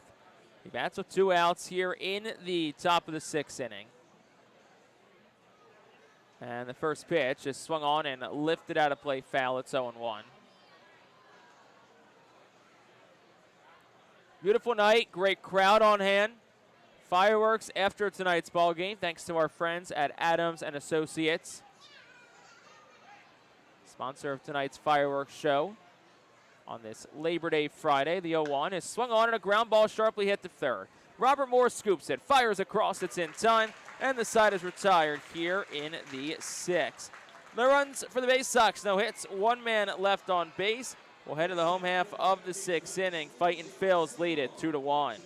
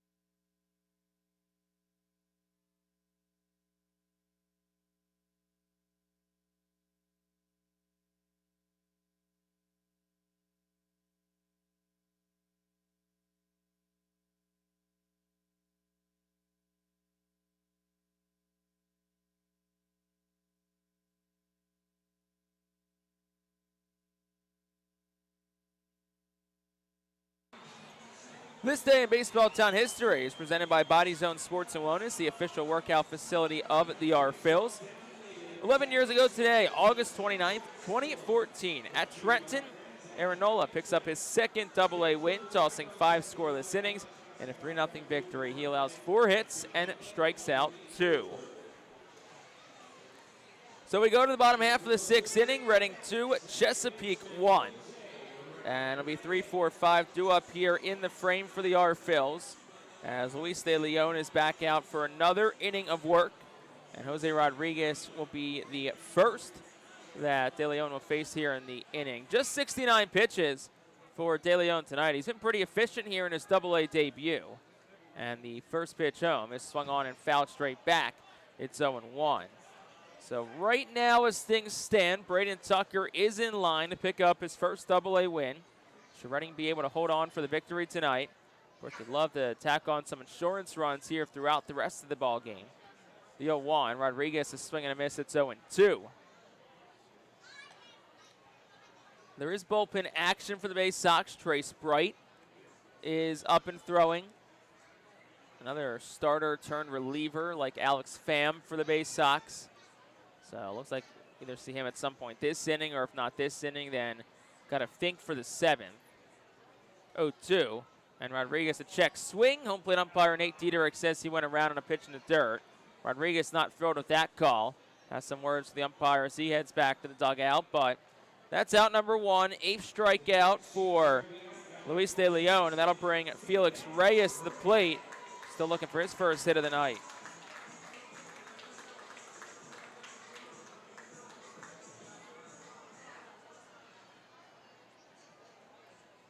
De Leon has now punched out 8 or more hitters. First pitch to Reyes is swung on and out of play foul, first base side. He's now punched out 8 or more hitters in 4 straight starts.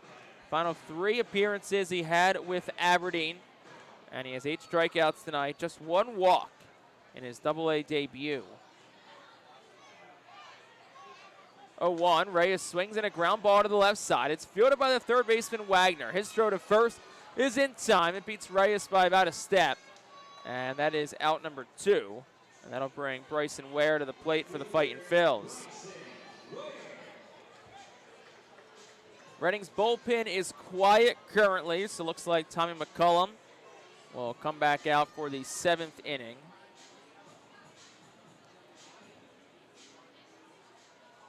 Bryson Ware's had himself a pretty good night on both sides of the baseball. First pitch is up and away. It's 1-0. Ware had a double back in the 4th. He's had a couple of nice plays. Had a over-the-shoulder catch to take an extra base hit away. Also had a diving catch to take at least a single away. 1-0, and Ware swings at it, fouls it straight back. It's 1-1. With his hit tonight, Bryson Ware snapped a little 2-game hitless spell and got his first hit of the week. He's 1 for 6. Next pitch will take it a bit up for a ball. It's 2-1. Ware, an 8th-round pick of the Phillies back in 2023 out of Auburn University.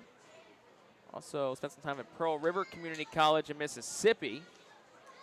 2-1 is outside 3-1. Ware, who's actually from not too far in Mississippi, from current member of the Altoona Curve and baseball's #1 overall prospect in Connor Griffin. Now the two of them, 5 years apart.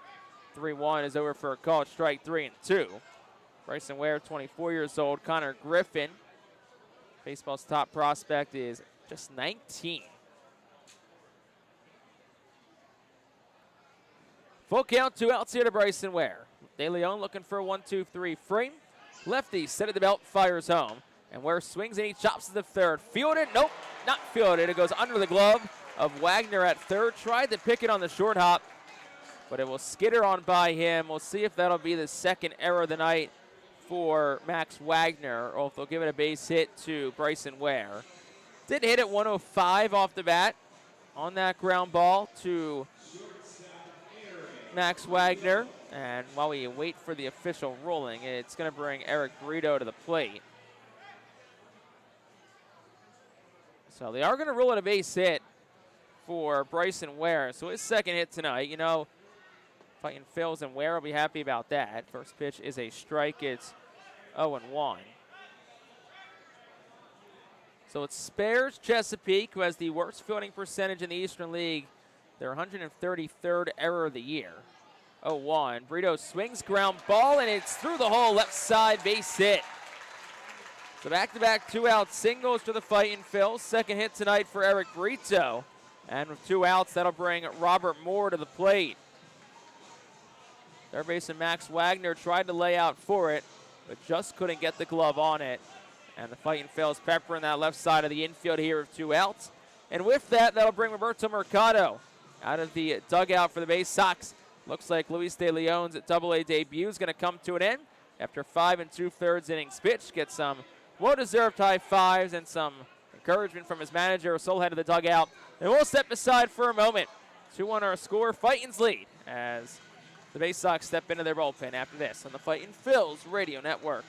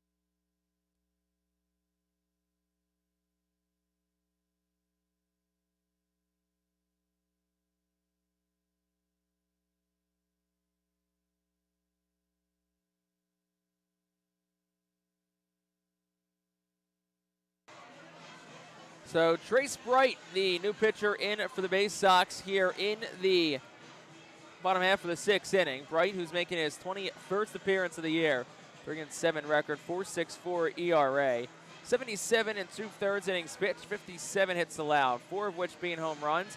He's walked 53. That's the most on the Baysox, and he has struck out 72. Opponents hitting .209 against Trace Bright this year. And he'll inherit runners on first and second. 2 outs, bottom of the 6th inning. Fightin Phillies lead at 2-1. And Robert Moore will flip things around to the left side here against Trace Bright. So it's a very righty-heavy lineup for the Phils, but Baysox now go to a righty out of their bullpen. So 2 outs, Moore in from the left side. First pitch will not happen because Trace Bright steps off the mound. And looks Bryson Ware back to second base. Ware on second, Burrito on first. Back-to-back 2-out singles for the Fightin Phils. First pitch to Moore, swung on and popped up, but it'll go out of play foul behind home plate.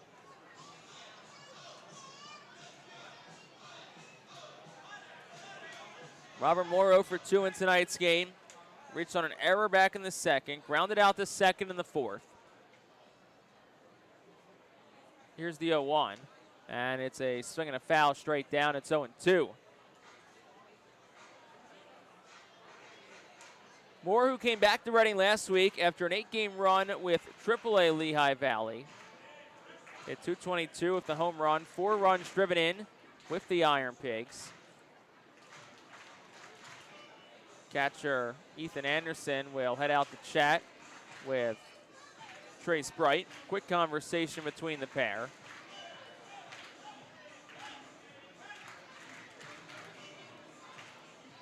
Nothing in 2, the count to Robert Moore. Runners get their leads, infield back, Young, it's short, shades towards the second base bag. And the 0-2, Moore takes it outside, it's a ball and 2 strikes. Moore has been slightly better from the left side this year than the right side. 203 hitter as a lefty. 186 as a righty for the lone switch hitter on this Phillies squad. 1-2. Moore swings and he'll foul it straight back off the netting. And it'll stay a ball and 2 strikes.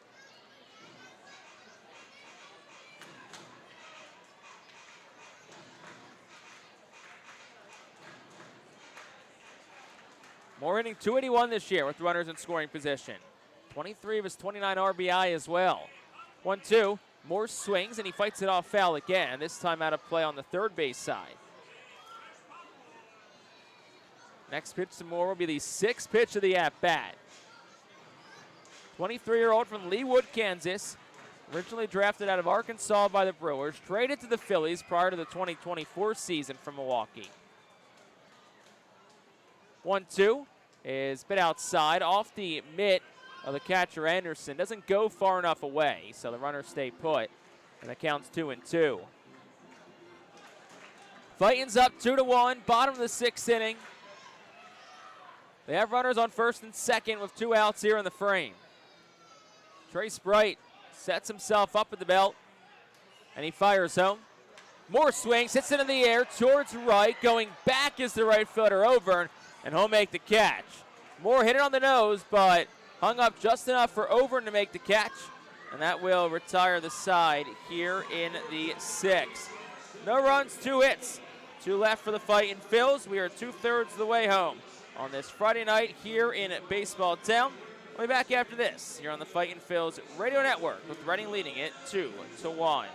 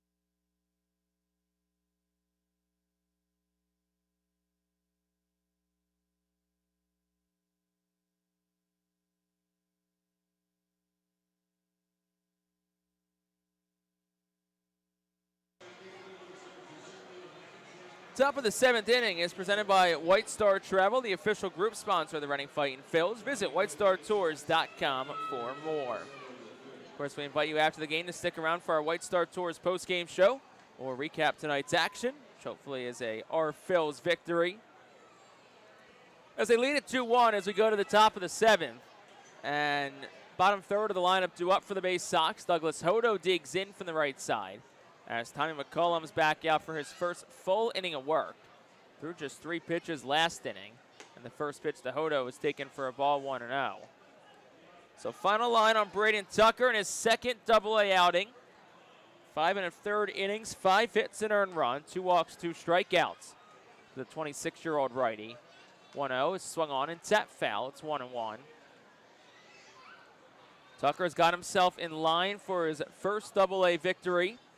The Fightin' Phils not relinquish the lead and hold on for a victory tonight. Reading trying to snap a 5-game losing streak, also an 8-game skid here at home. The 1-1 misses up. A check swing from Hodo. They appeal down the first base, and no swing, says first base umpire Brennan Spivak.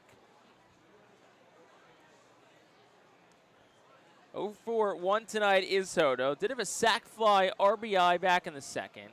2-1, swung on, ground ball third. Moore, diving stop to his feet, throw across the diamond, is not in time. Would have been a terrific play on both corners, but it will be an infield leadoff single for Doug Hodo. But if anything, that stop from Robert Moore at least takes extra bases away from Hodo. And that'll bring Tavian Josenberger to the plate.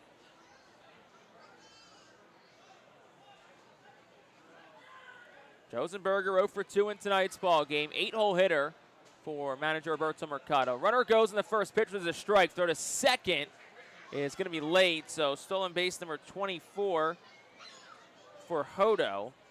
First pitch to Josenberger was a strike, so it's 0-1.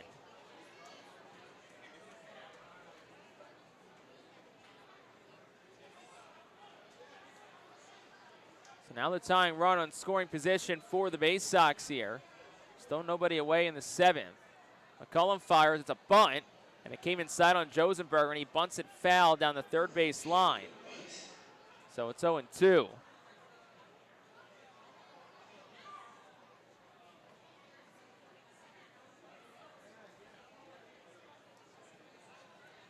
Josenberger 3 for 13 on the week.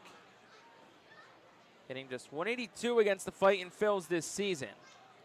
McCollum's trying to retire the lefty. Here's the 0-2. Swung on, fouled straight back, and that one will hit off the facing of the Chesapeake broadcast booth, but just a little bit below the window, so looks like our counterparts next door are okay. Count remains 0-2 to Tavian Josenberger, and McCollum fires, and it's a changeup that he misses up. It's 1-2. 85 on that offering from Tommy McCollum. In total, Josenberger, 194 hitter. 245 with runners in scoring position this year. And the 1-2, up and away, 2 balls and 2 strikes.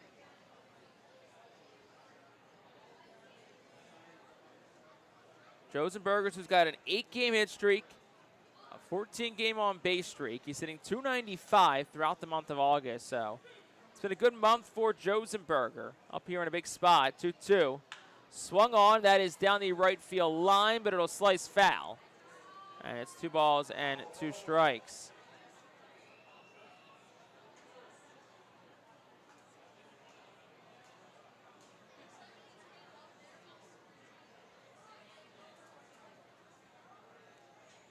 Four homers, 19 runs driven in for Josenberger this year.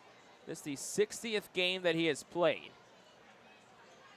As time is called, McCollum applies some rosin to his right hand, steps back onto the first base side of the rubber. Douglas Hodo gets his lead off second. He's the tying run here in the 7th. And McCollum's 2-2 is swung on and missed. Gets away from the catcher, Albrecht. Will pick it up, check the runner at second, is throw to first in time.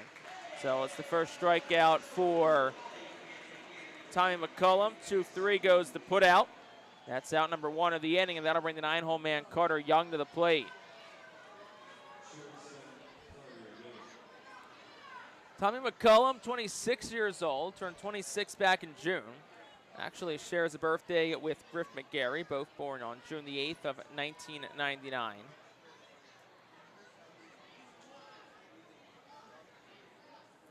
First pitch to Carter Young is at the knees for a strike. It's 0-1. McCullum, a veteran here in Reading, was promoted in late summer of 2023.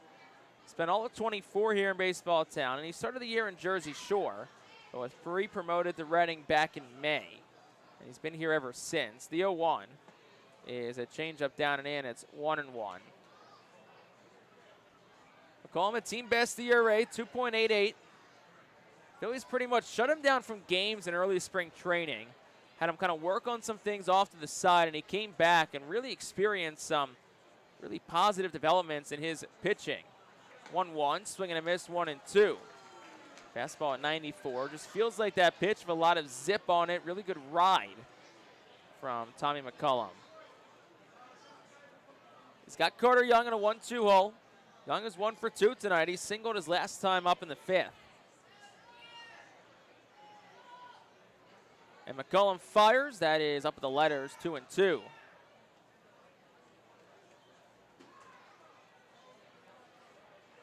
Carter Young, a 122 hitter with runners in scoring position, just 6 for 49.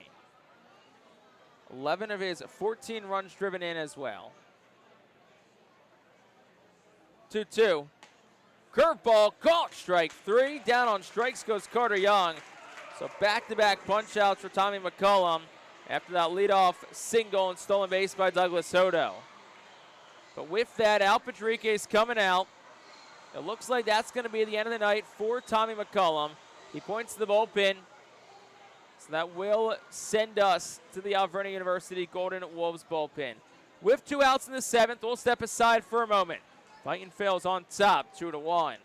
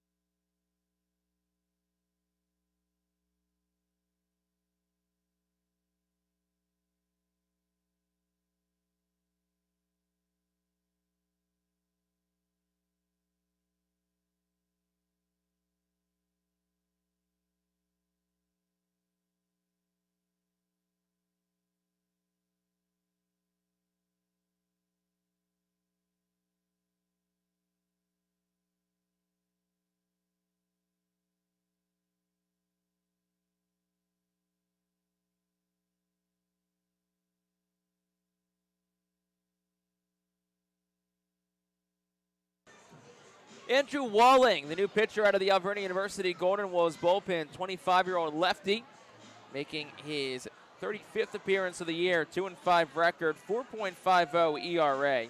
He's picked up 5 saves in 7 appearances, 38 innings pitched, 31 hits allowed, just 1 home run surrendered, 17 walks, and 40 strikeouts for Walling. Opposition hitting .212 against him. So it's a 2-1 ball game, as Enrique Bradfield Jr. digs in from the left side. On second base is Douglas Soto.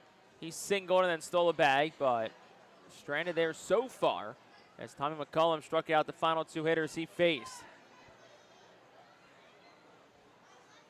So Walling against Bradfield, lefty on lefty. First pitch home is a slider a bit outside. It's 1-0. Walling a bit of reverse splits this year. Lefty's sitting 278 against him. Righty's at 174. So Al Padrique playing the matchup here. And he's going to one of the 2 lefties out of his pen. The 1-0, swinging a foul ball. No, it did not make contact with the bat, but it gets away from Lou Albrecht. Up to third went Hodo on. We'll see whether that's a wild pitch or a pass ball. But nonetheless now the tying run stands 90 feet away. There are 2 outs in the inning. So Walling is trying to strand that runner on third. He's inherited 10. He's allowed 4 to score. He's trying to make that number 11 inherited and 4 scored. It's going to be a pass ball on Albrecht, his first. Next pitch, swung on, foul back. It's 1-2.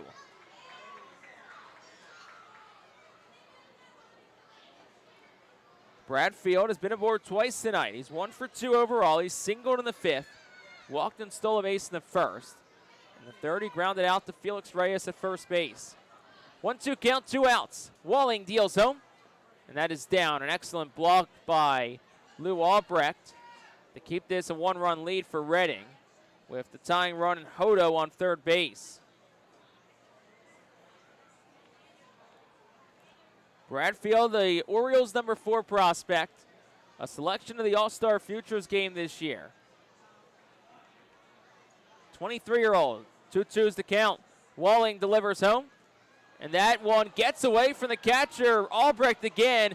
This time scoring will be Douglas Hodo, and we got ourselves a tie ball game.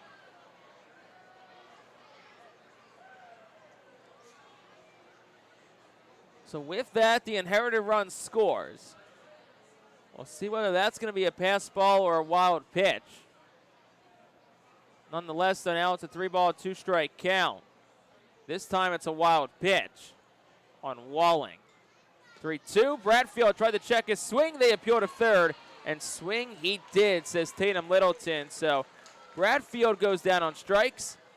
First strikeout for Andrew Walling. That ends the top half of the 7th inning. But the Baysox tie the game up. 1 run on 1 hit and nobody left on base. We will head to the bottom half of the 8th. It's stretch time here at FirstEnergy Stadium as the Fightin Phillies and Baysox are tied up at 2 apiece.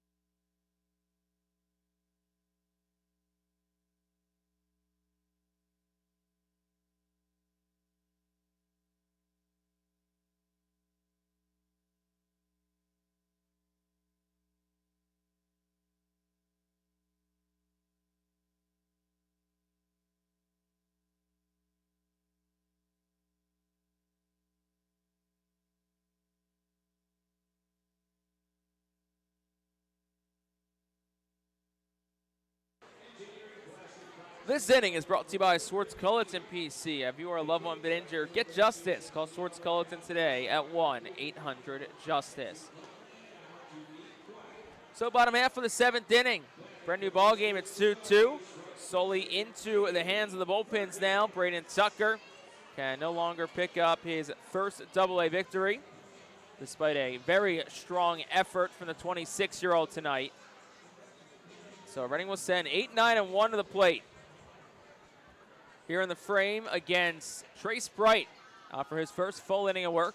And the first pitch to Cade Fergus. He takes it for a strike. It's 0-1. Bright, who faced just one batter in the 6th in relief of Luis De Leon, got Robert Moore to fly out sharply to right field. 0-1. Fergus, a swing and a miss. It's 0-2. De Leon, 5 2/3 innings pitched. 5 hits, 2 runs, neither earned.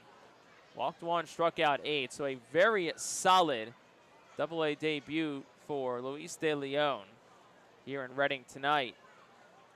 0-2, the count to the first man of the inning, Fergus. Bright fires home, and he swings and he pops it up. Mile high left center field. Bradfield coast on in. He makes the call and the catch. Fergus retired.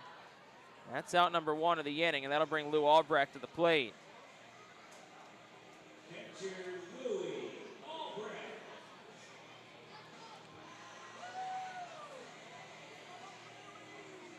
So Albrecht in from the right side. He's 0 for 2 in tonight's ball game. This is first AA start has made a couple of other appearances. This is the first time he's been on the starting lineup for the Fightin' Phils. First pitch to him is a called strike. It's 0-1. Albrecht looking for a bit of redemption here. Had a pretty critical pass ball in the top of the inning, which ended up making that run unearned to Tommy McCullum. 0-1 is down and away. It's 1-1. Albrecht, 23-year-old, undrafted free agent, signing by the Phillies in 2023 out of Central Arizona College. Takes the 1-1 for a called strike. It's 1-2. Began his college career at Washington State. And Albrecht will call time. Had a broken back, ground ball to second in the second. And then he was a strikeout victim in the fifth against Luis De Leon. First time he sees Trace Bright tonight. 1-2, and it's a swing and a miss. Albrecht goes on strikes again. First strikeout for Trace Bright, 9th in total for Baysox pitching tonight. And that'll bring Dylan Campbell to the plate for the Phils. This game about 2 hours old here in the bottom of the 7th inning. 2-2 is our score. Campbell 0 for 3 in tonight's ball game. And the first pitch to him is a called strike. It's 0-1. Campbell 1 for 16 on the week, so just trying to find some green grass here, get the wheels turning for the righty bat. 0-1. Swing and a miss. It's 0-2. Bullpen quiet for Reddings. Looks like Andrew Walling will be back out for the top of the 8th inning.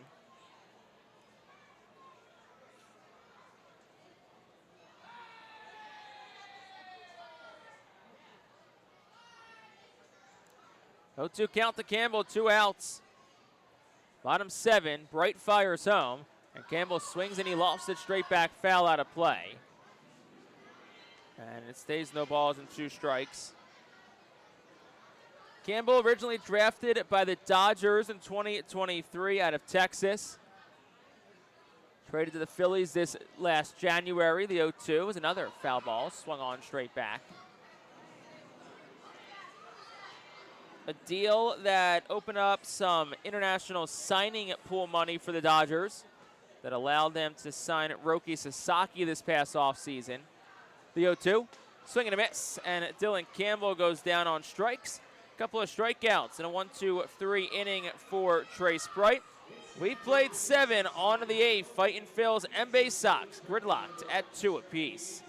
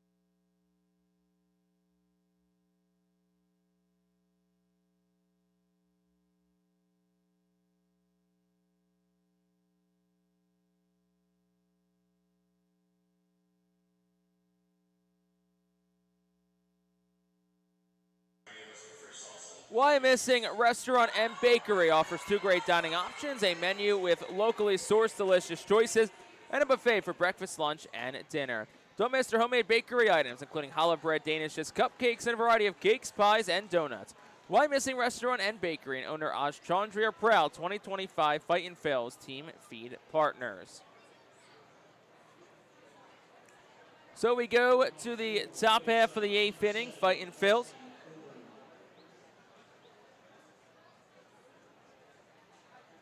And Baysox tied up at 2 apiece. Austin Overn will lead off for Chesapeake here in the frame. Overn, who's 0 for 3 in tonight's ball game. Andrew Walling is out for his first full inning of work. Got the final out in the 7th. And the first pitch to the lefty, Overn, is outside. It's 1-0.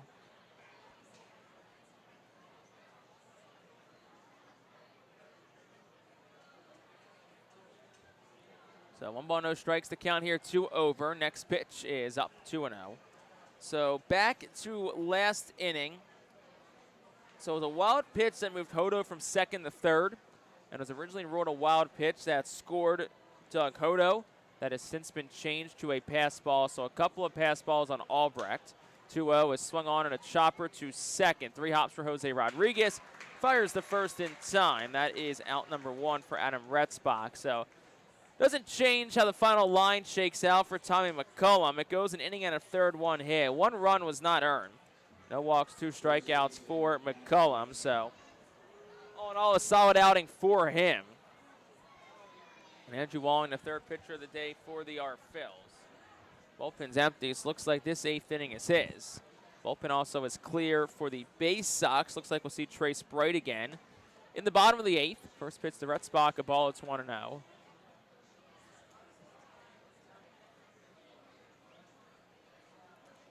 Retzbach 0 for 2 with a walk in tonight's ball game. He's also been a strikeout victim once. 1-0 is swung on and tapped foul. It's 1-1.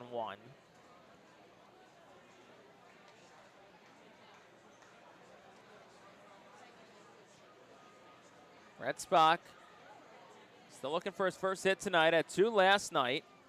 Drove in his 55th RBI of the year. Mark that leads the team and is 9th in the Eastern League. 1-1. Misses down and in. 2 balls and a strike to Retzbach.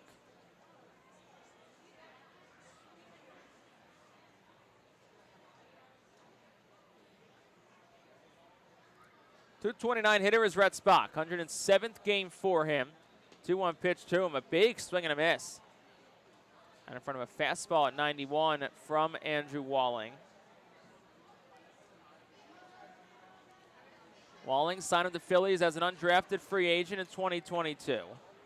Fires the 2-2 home, and it's a slider that's sliced foul down the first base line and out of play. And it stays 2-2. Walling with Mississippi State in 2022, Eastern Oklahoma State College in 2021. And he fires the 2-2 again, and it's a swing and a miss. Strike number 3 on Adam Retzbach. Second punch out for Walling. 2 quick outs here in the 8th, and that'll bring Brandon Butterworth to the plate. Walling began his college career with Oregon State in 2019, also the COVID-shortened 2020 season. Eastern Oklahoma State College, also the same college where Christian McGowan attended. McGowan, who's been sidelined this year with a shoulder injury, unexpected to pitch at all in 2025. First pitch to Brendan Butterworth is a ball up. It's 1-0. Butterworth 1 for 3 in tonight's ball game. Singled and stole a base back in the 4th, but that's all he's been able to accomplish tonight. Walling delivers. Down and in, 1-1.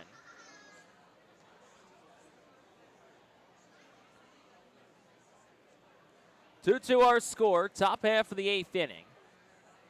Base is clear, 2 gone for Brandon Butterworth. And the pitch home is there for a called strike. It's 2-1.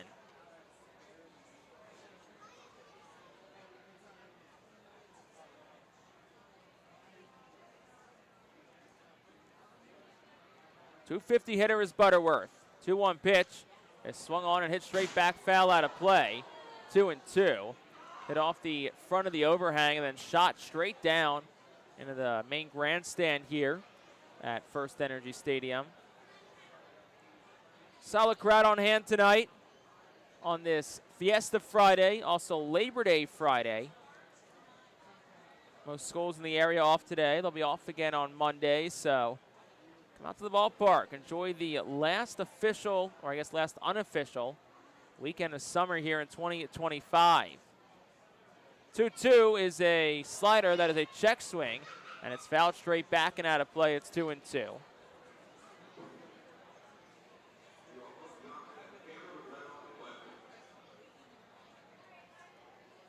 course, Fightin Phil's home Saturday and Sunday this weekend as well. Here's the 2-2 home. Butterworth takes a fastball up and in. It's 3-2. 95 on that offering from Andrew Walling. So it's a full count now. 2 outs to Butterworth. Walling is retired off 3 he's faced, trying to make that 4 in a row here. Payoff pitch. Swung on, driven into the air well, deep right center field. Campbell back to the track. It hits off the bottom of the wall. Into second goes Butterworth. He'll stop there. A good job by Kate Fergus backing up Campbell, who kind of stumbled out there in center field. And it's a 2-out double for Brandon Butterworth, his 6th. And the Baysox have the go-ahead run on second base for Ethan Anderson.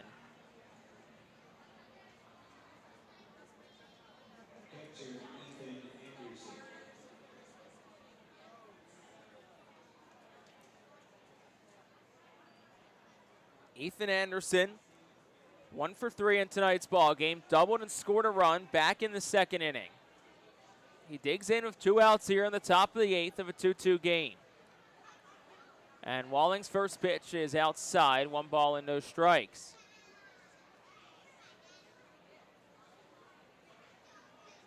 Anderson playing his 9th Double-A game. He's hitting .152 so far since joining the Baysox. The 1-0. It's a fastball, misses outside, 2-0. It's been a quiet week overall for Anderson. He's 1 for 15. Was promoted from Aberdeen last Tuesday, where he hit .410 in the month of August prior to his promotion to Chesapeake. 2-0. And that fastball misses a bit up. It's 3-0.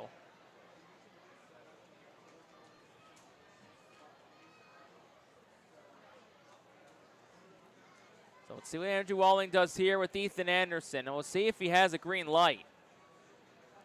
3-0 home. That's down the chute for a called strike. It's 3-1. 95-mile-an-hour fastball basically right down the middle. And Anderson was taken all the way. Still a hitter's count, though. 3-1 for the righty with Brandon Butterworth leading off second. 3-1, swinging a tapper, foul. It's 3-2. And once again, Andrew Walling 1 pitch away from getting out of this inning.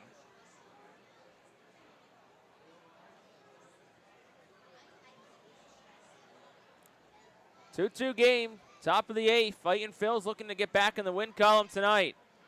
Big junction in this game right here. Walling set at the belt, the payoff pitch. Swing and a miss, he struck him out. Ethan Anderson out in front of a slider. 3rd strikeout tonight for Andrew Walling, and he retires his side here in the 8th. No runs, 1 hit, and 1 man left on base for the Baysox. We will go to the bottom of the 8th. 2-2, our score between the Fightin Phils and Baysox.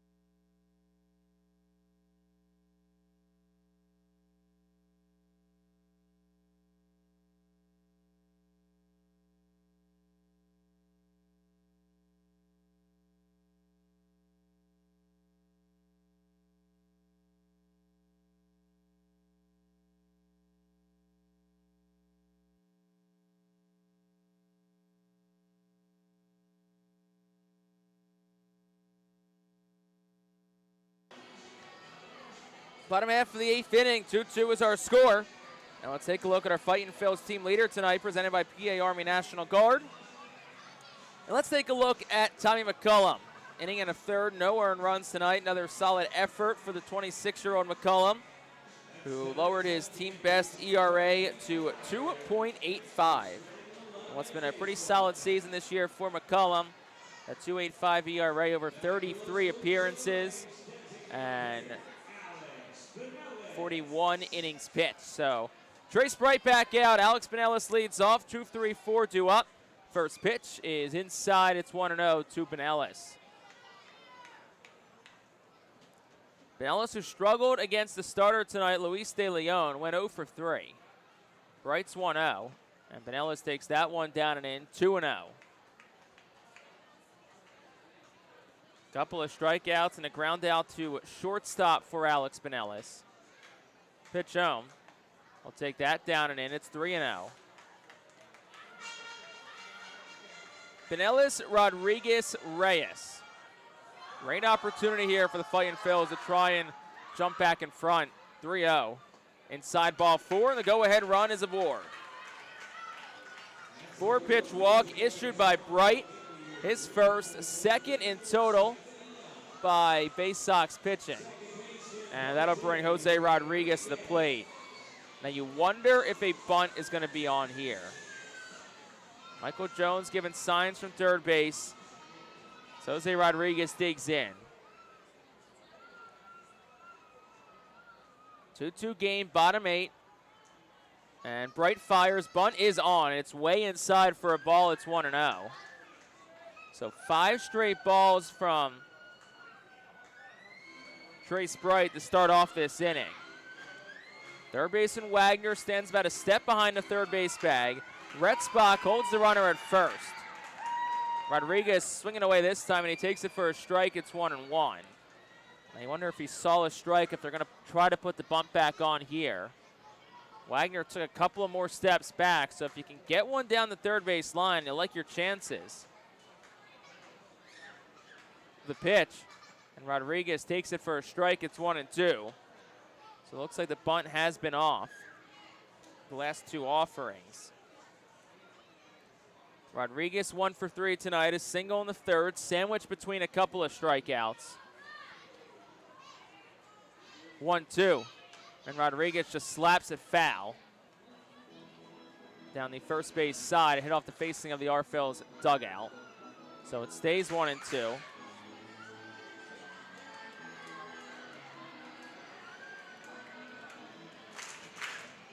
Infield back for the Baysox, aside from Retzbach holding the runner at first, the 1-2, and Rodriguez swings, and it's a tapper foul, third base side. Retzbach holds the runner at first. Double play depth the rest of the way. Butterworth in a step, shaded towards the middle at second. Young straight up at short, in about a step. Third baseman Wagner plays deep, and about 2 steps and a dive off the third base bag.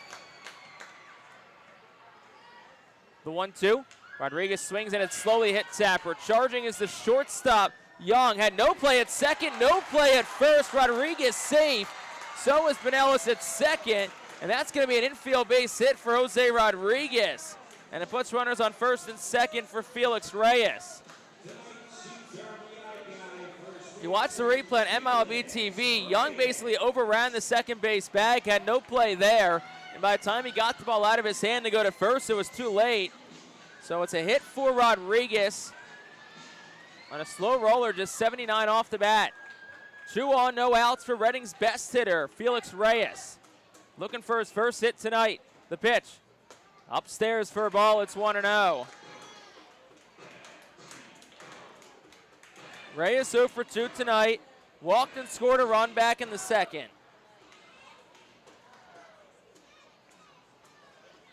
The 1-0 is at the knees for a strike. It's 1-1. Reyes, an Eastern League best .334 hitter on the year. Entered play tonight with the best average amongst all full season minor leaguers. He's got 13 homers, 49 RBI. And they will check Pinellas back at second. He's safe. Count remains 1-1.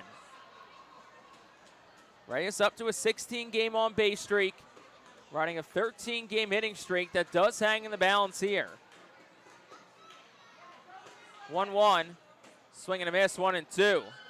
Big cut there from Reyes. Now got to shorten up here. Got a pretty big gap on the right side if you can punch one through. Butterworth at second is pretty much up the middle. Retzbach plays back off the first base bag. Left side straight up. Outfield plays in the go to the left side. Aside from the right footer, Overn, who plays straight up. It's also a pretty big gap in right center field. 1 ball and 2 strikes to count here to Felix Reyes.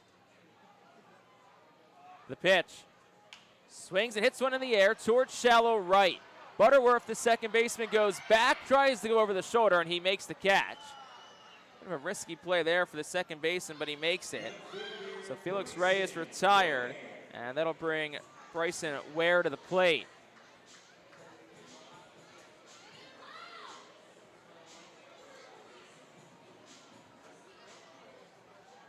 It's been a good night for Bryson Ware. He's probably kept a couple of runs off the board with his glove. He has 2 hits tonight at the plate. And he has runners on first and second, 1 out here in the 8th. The pitch, swing and a miss, and they're going to throw behind Rodriguez at first. He's safe. So it's strike number 1 to Bryson Ware.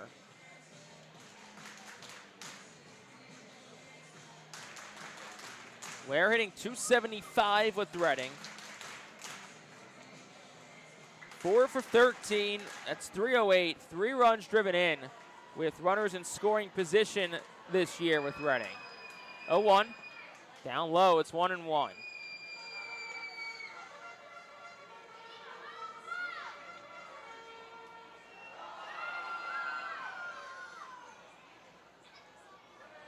Bryson Ware, the 24-year-old, playing in his 10th Double-A contest. The 1-1. Outside for a ball, 2-1. Anderson wanted to throw to first, but Retzbach was well off the bag. So righty Ware is up. The outfield plays in the go the other way. Pretty big gap in left center. Left side straight up. Butterworth shaded towards the middle at second. Retzbach guards the hole on the right side. 2-1. Inside for a ball, it's 3-1.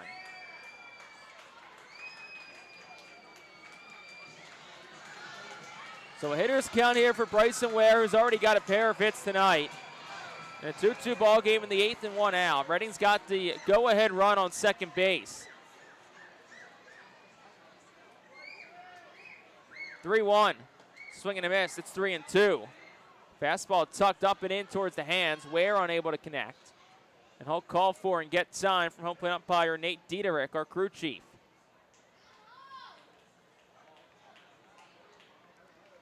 Full count and out. Reading had 2 on and no outs. Reyes popped out. Now the 3-2 to Ware. That is down low, ball 4. Bases are loaded. An absolutely gutsy take there by Bryson Ware. But it's the second walk issued this inning by Trace Bright, and that'll load the bases for Eric Brito and 1 out. Gonna get a mound visit here from Jordy Henry, the Baysox pitching coach. As Bright has had some long counts here. 6-pitch at bat to Bryson Ware. A couple of walks already in the inning.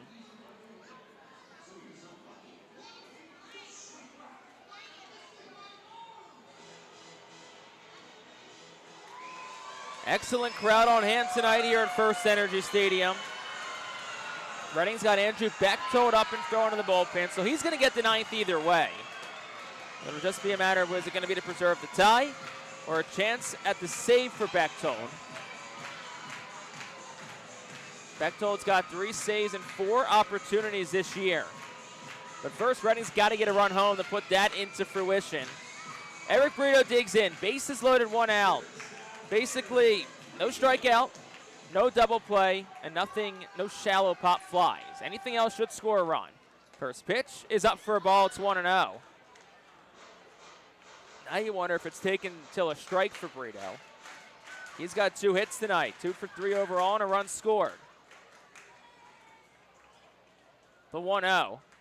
Brito swings, it's popped up. It'll come out of play foul behind home plate. It's 1-1.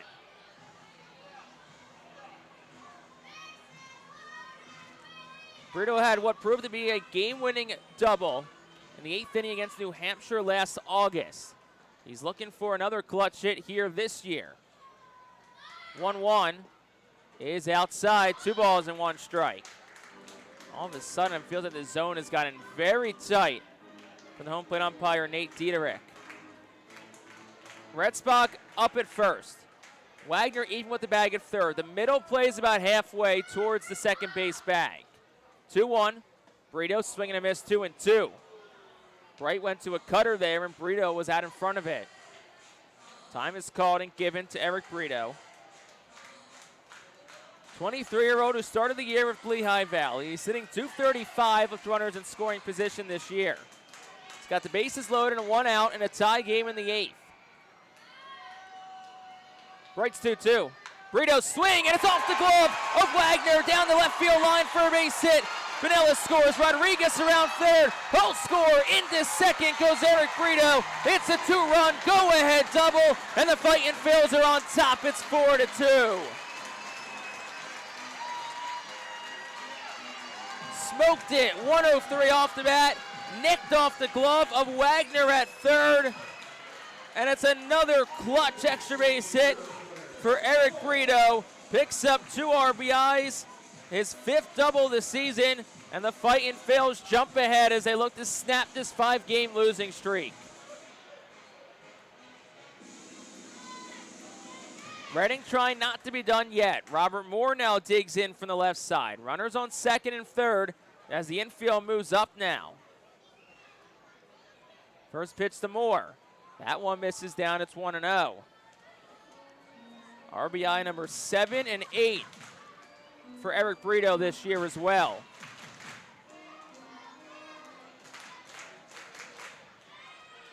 One ball, no strikes to Moore. The pitch home is outside. It's 2-0.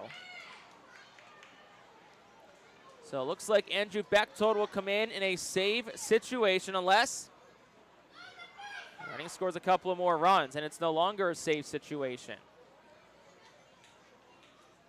The 2-0. Moore swing and a foul ball straight back. It's 2-1.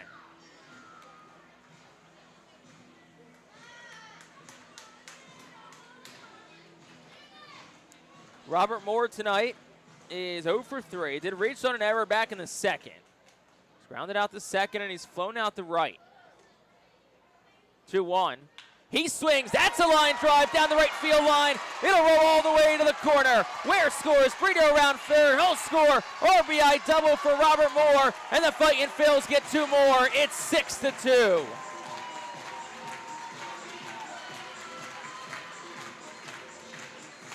#15th double this season for Robert Moore. Picks up RBI number 30 and 31, and the Fightin' Phils have broken this one open. It was smoked off the bat of Robert Moore, 104 from Robert Moore. Now here's Cade Fergus, see if he can keep the line moving. 6-2 ball game. Now it's no longer a save situation. First pitch, and Fergus takes it for a ball. It's 1-0.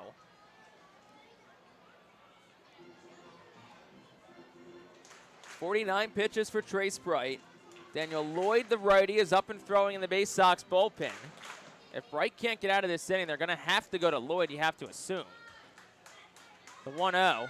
Swing and a miss by Fergus. It's 1-1. What a response by the Fightin' Phils offense here in the bottom half of the 8th inning. They have dropped 5 in a row, 8 straight losses at home. They're trying for a win here on Friday night. 1-1. Fergus takes it inside. Did not hit him. Somehow, some way, and it's 2-1. Cade Fergus 0 for 2 tonight. Does have a sacrifice fly and an RBI. That came back in the second. Robert Moore leads off second base, the 2-1. Fergus a check swing. They will appeal. No swing, says Brennan Spivak, our first base umpire. So the count's 3-1.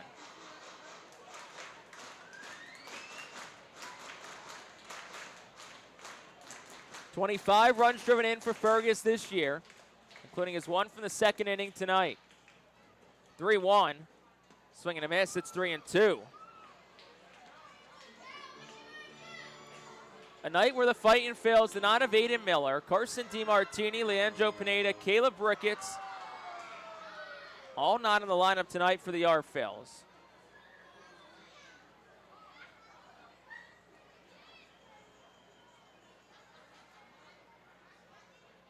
And it's a 3-ball, 2-strike count. The pitch. Fergus swings line drive, this time caught by the third baseman Wagner. And that'll be out number 2. 97 off the bat.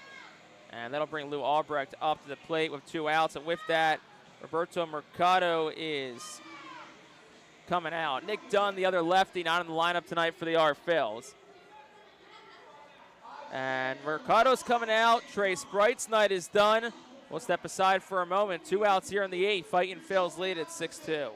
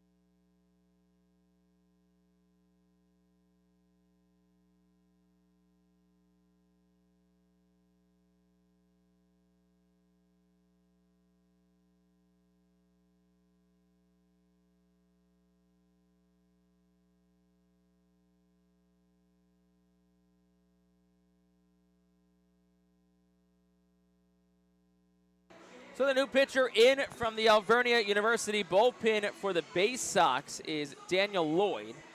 Lloyd in for Trey Sprite and is making his 34th appearance of the year. 7-5 record, 4.14 ERA, 50 innings pitched, 38 hits allowed, 5 of which being home runs, 24 walks, 41 strikeouts. Opposition hitting .210 against Daniel Lloyd this season. So he is in for Trey Sprite, who has surrendered 4 runs here in the bottom half of the 8th inning. And there is still a runner on second base, so we can't close Bright's line yet. Right now it's 2 innings, 3 hits, 4 runs, 2 walks, 2 strikeouts. And that'll bring now Louis Albrecht to the plate for the Fightin Phils.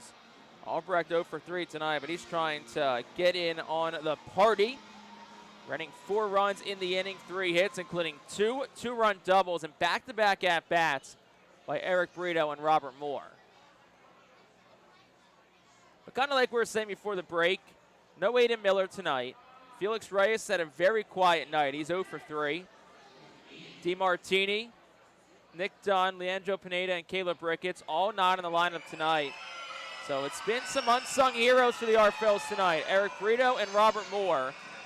And that's what you love to see, right? When everybody on the roster can contribute, everybody on the roster can find a way to get a big hit in a big spot. And if Reading can hold on, that's going to be a pretty complete team victory. First pitch to Albrecht. I'll take that for a called strike. It's 0-1.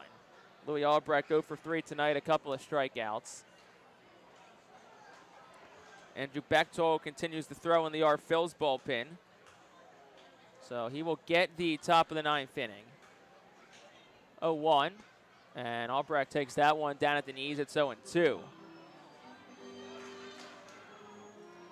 Albrecht still in search of his first AA hit. He's 0 for 6 in total since joining Reading.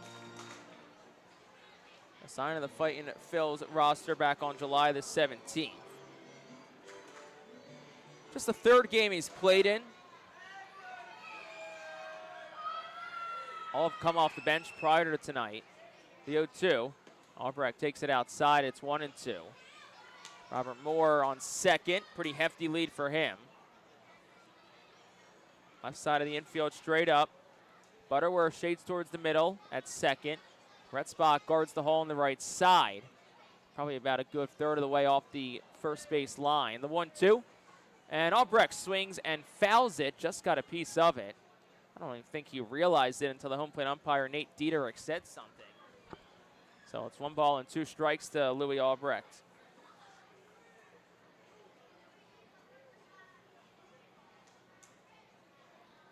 (6-2) Reading leads, bottom half of the 8th inning. Trying to just tack on some more insurance runs now. 9-hitter Albrecht up. Pitch home. Takes it outside, 2-2. Good block by the catcher, Anderson.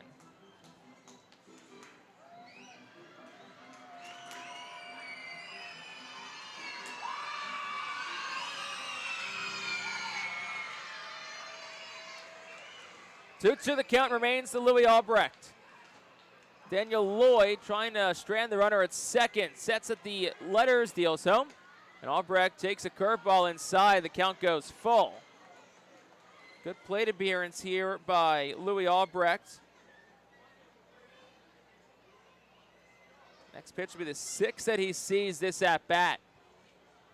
Base hit should score Robert Moore. Pretty big lead off second. Payoff pitch. And that's outside, ball 4. Gets away from the catcher, Anderson. Robert Moore moves to third. And Louis Albrecht is aboard for the first time. He works a walk. First walk issued by Lloyd. The third issued by Baysox pitching this inning. And that'll bring Dylan Campbell to the plate.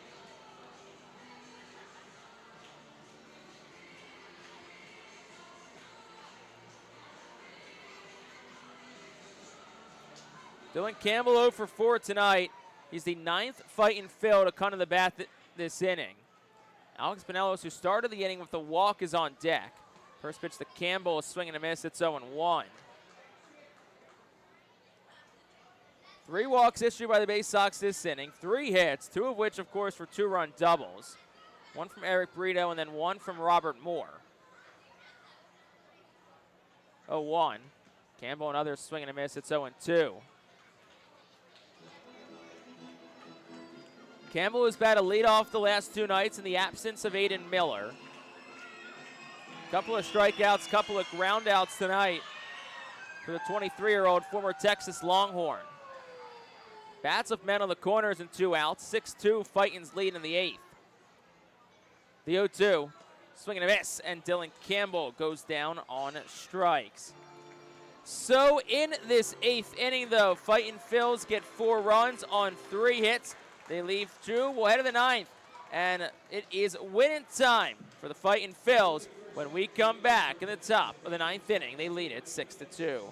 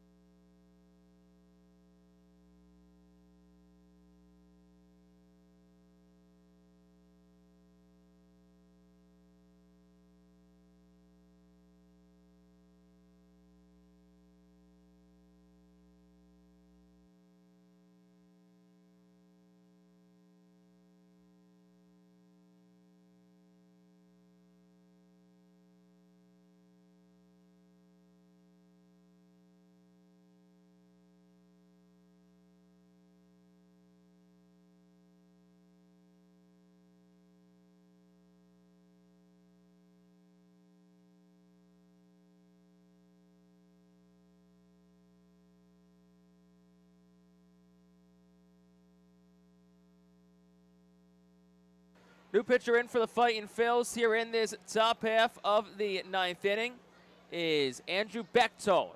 Get you the numbers on Bechtold here in a moment as Max Wagner digs in. First pitch down for a ball. It's 1-0. 6-7-8 to up for the Baysox, who trail at 6-2 here in the 9th. Bechtold making his 36th appearance. 0-3, a 3.89 ERA. 3 saves, 4 chances. This is not a save opportunity. 37 innings pitched for him. Fires the next one. It's a swing and a miss, 1-1. 36 hits, 3 of which being home runs, 19 walks, and 52 strikeouts for Bechtold. 37 innings, 242, the opponent's batting average against Bechtold this year. And the next one home is hit outside, 2-1. Bechtold a 12.6 strikeout per 9 ratio this year. Fastball that sits in the upper 90s for the converted pitcher. used to not pitch really full-time until 2023, the 2-1. On the corner, it's 2-2. Max Wagner is 1 for 3 in tonight's ball game. Singled way back in the second inning. 2-2. Swung on. It's hit well. Left field line, but foul. And the count will stay 2 balls and 2 strikes. Tonight's attendance at FirstEnergy Stadium, 5,582. Tonight's attendance is presented by PSECU, proud to be one of the largest credit unions in Pennsylvania. 2 balls, 2 strikes to count here to Max Wagner. Bechtold fires, swing, and a foul ball. It'll stay 2-2.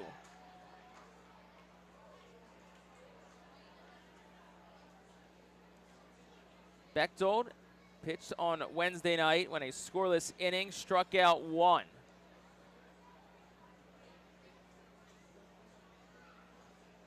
Two.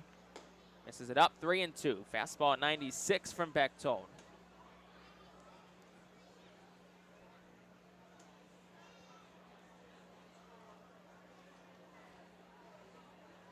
.36 game for Bechtold, ties him for the team lead. Fires a 3-2, and he'll miss with a cutter low and away. And that's ball 4. So Wagner aboard at the walk, just the 3rd one issued by Reading pitching tonight.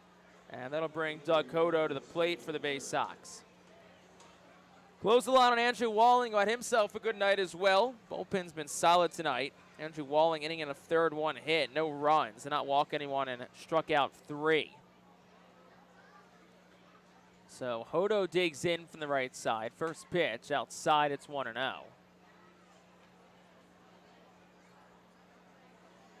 Doug Hodo tonight is 1 for 2. He has singled, scored a run, also drove in a run on a sac fly earlier in tonight's ball game. 1-0. Catches the knees for a called strike, 1-1. Fastball at 96 from Andrew Bechtold. Max Wagner leads off at first. No gone here in the 9th. Next pitch is a nice cutter. Swung on a miss by Hodo. It's 1-2. Titans fans on hand tonight. Got post-game fireworks after the ball game. Reading's offense has provided some early fireworks with 4 runs in the bottom of the 8th inning. As Reading's looking for their first win of the week tonight. 1-2. Low and away. 2 balls, 2 strikes on a cutter. 88 miles per hour on that offering.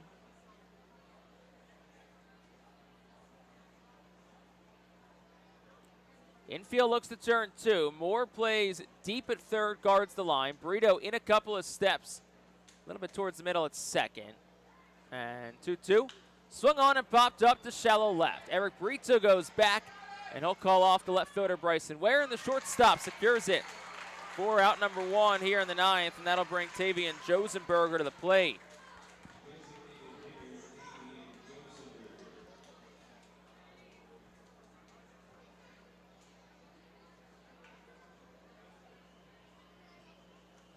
So Josenberger digs in from the left side. Fightin Phillies lead by 4 in the 9th. Reading has not won a game at home in 17 days. August the 12th against Akron. First pitch is taken a bit down. It's 1-0. Reading beat the Rubber Ducks in the first game on Tuesday the 12th. They lost the next 5 before heading to Altoona, coming back home and dropping the first 3 of this one. 1-0. It's swung on, hit in the air pretty well, deep right field. Fergus back, he turns, and that one's gone. Kicks off the far right side of the veranda on the event center, and then kind of shoots into the little waiting area outside of the event center, down to the right. And it's a 2-run shot for Tavian Josenberger. 105 off the bat, 396 feet. And this game not over yet. Baysox make it a 6-4 deficit. 5th home run for Josenberger, and this is 60th game. Picks up RBI number 20 and 21. So now that'll bring Carter Young to the plate. Base is empty and 1 out. And the first pitch to Young is swung on and it's popped foul. We'll slice out a play on the third base side, 0-1. Still not a safe situation despite the 2-run advantage. Here's the 0-1. This is up and away. It's a ball and a strike. Carter Young is 1 for 3 tonight. Singled in the 5th. Lined out to left in the 3rd. Struck out in the 7th. The 1-1 from Bechtold and misses down. 2 balls and a strike.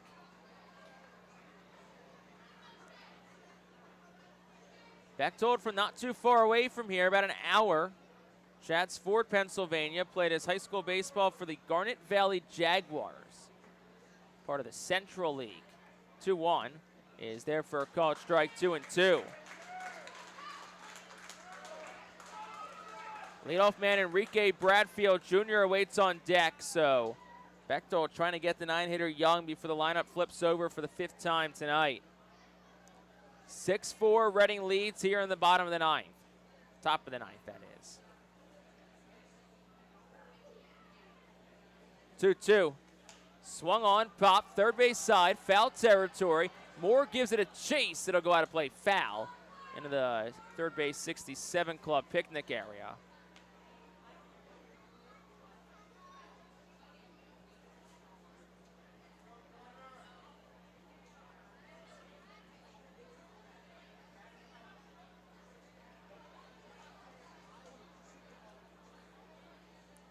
The count remains 2 balls and 2 strikes to Andrew Bechtold, who fires, and it's a foul ball by Carter Young. And it'll stay 2-2.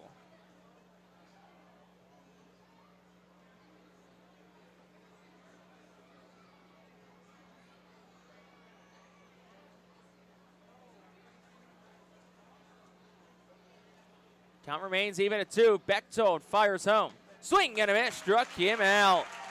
Bechtold dials it up to 97. Carter Young can't catch up. And the Baysox are down to their final out tonight as Enrique Bradfield Jr. steps to the dish. 6-4 ball game. Top half of the 9th. Fightin Phillies, who've dropped 8 straight at home and 5 straight overall, trying to get back in the win column tonight. First pitch is a fastball at 98, a bit down. It's 1-0. Enrique Bradfield's 1 for 3 tonight. He's singled in the 5th, walked and stole a base in the 1st. The 1-0 is a bit inside for a ball. It's 2-0. Bradfield, a .275 hitter on the year.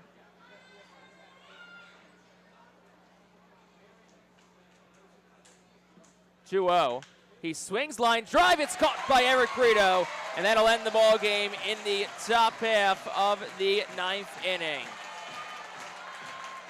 Baysox put up a fight. 2-run home run by Tavian Josenberger made it a 2-run game, but Andrew Bechtold is able to lock it down and finish off the Fightin Phil's first victory of the week.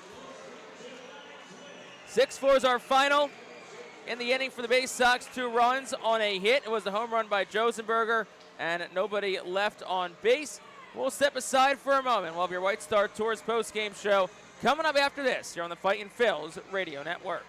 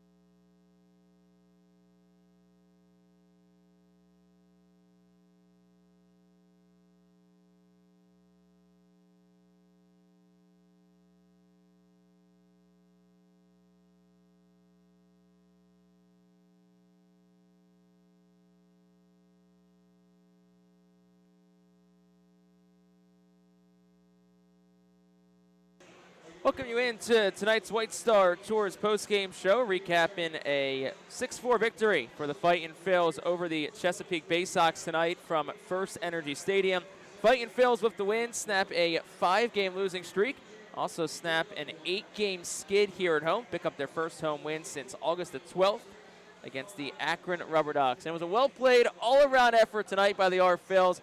Everyone really contributed overall for the Fightin Phillies, and that is what we love to see. So, take a look at our final numbers for tonight's game. Baysox, they fall to 22-33 in the second half, 53-69 overall. For Chesapeake, 4 runs, 8 hits, 1 error, and 6 men left on base.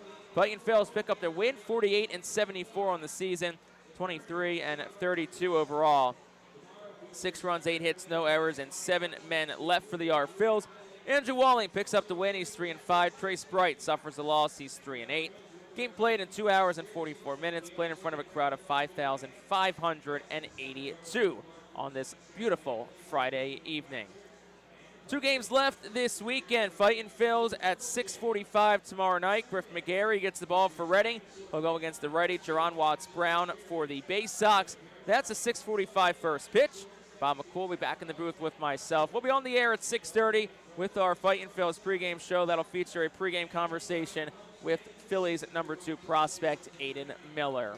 So that'll do it tonight here from FirstEnergy Stadium as we wrap up tonight's White Star Tour postgame show. Fightin Phillies victorious tonight 6-4. Big shout out to our entire MILB TV crew for an excellent work all night long. I'm Jake Starr signing off from America's Classic Ballpark as the Fightin Phillies pick up a Friday night win. We'll talk to you tomorrow night on the air at 6:30 on the Fightin Phillies Radio Network. Have a great rest of your night.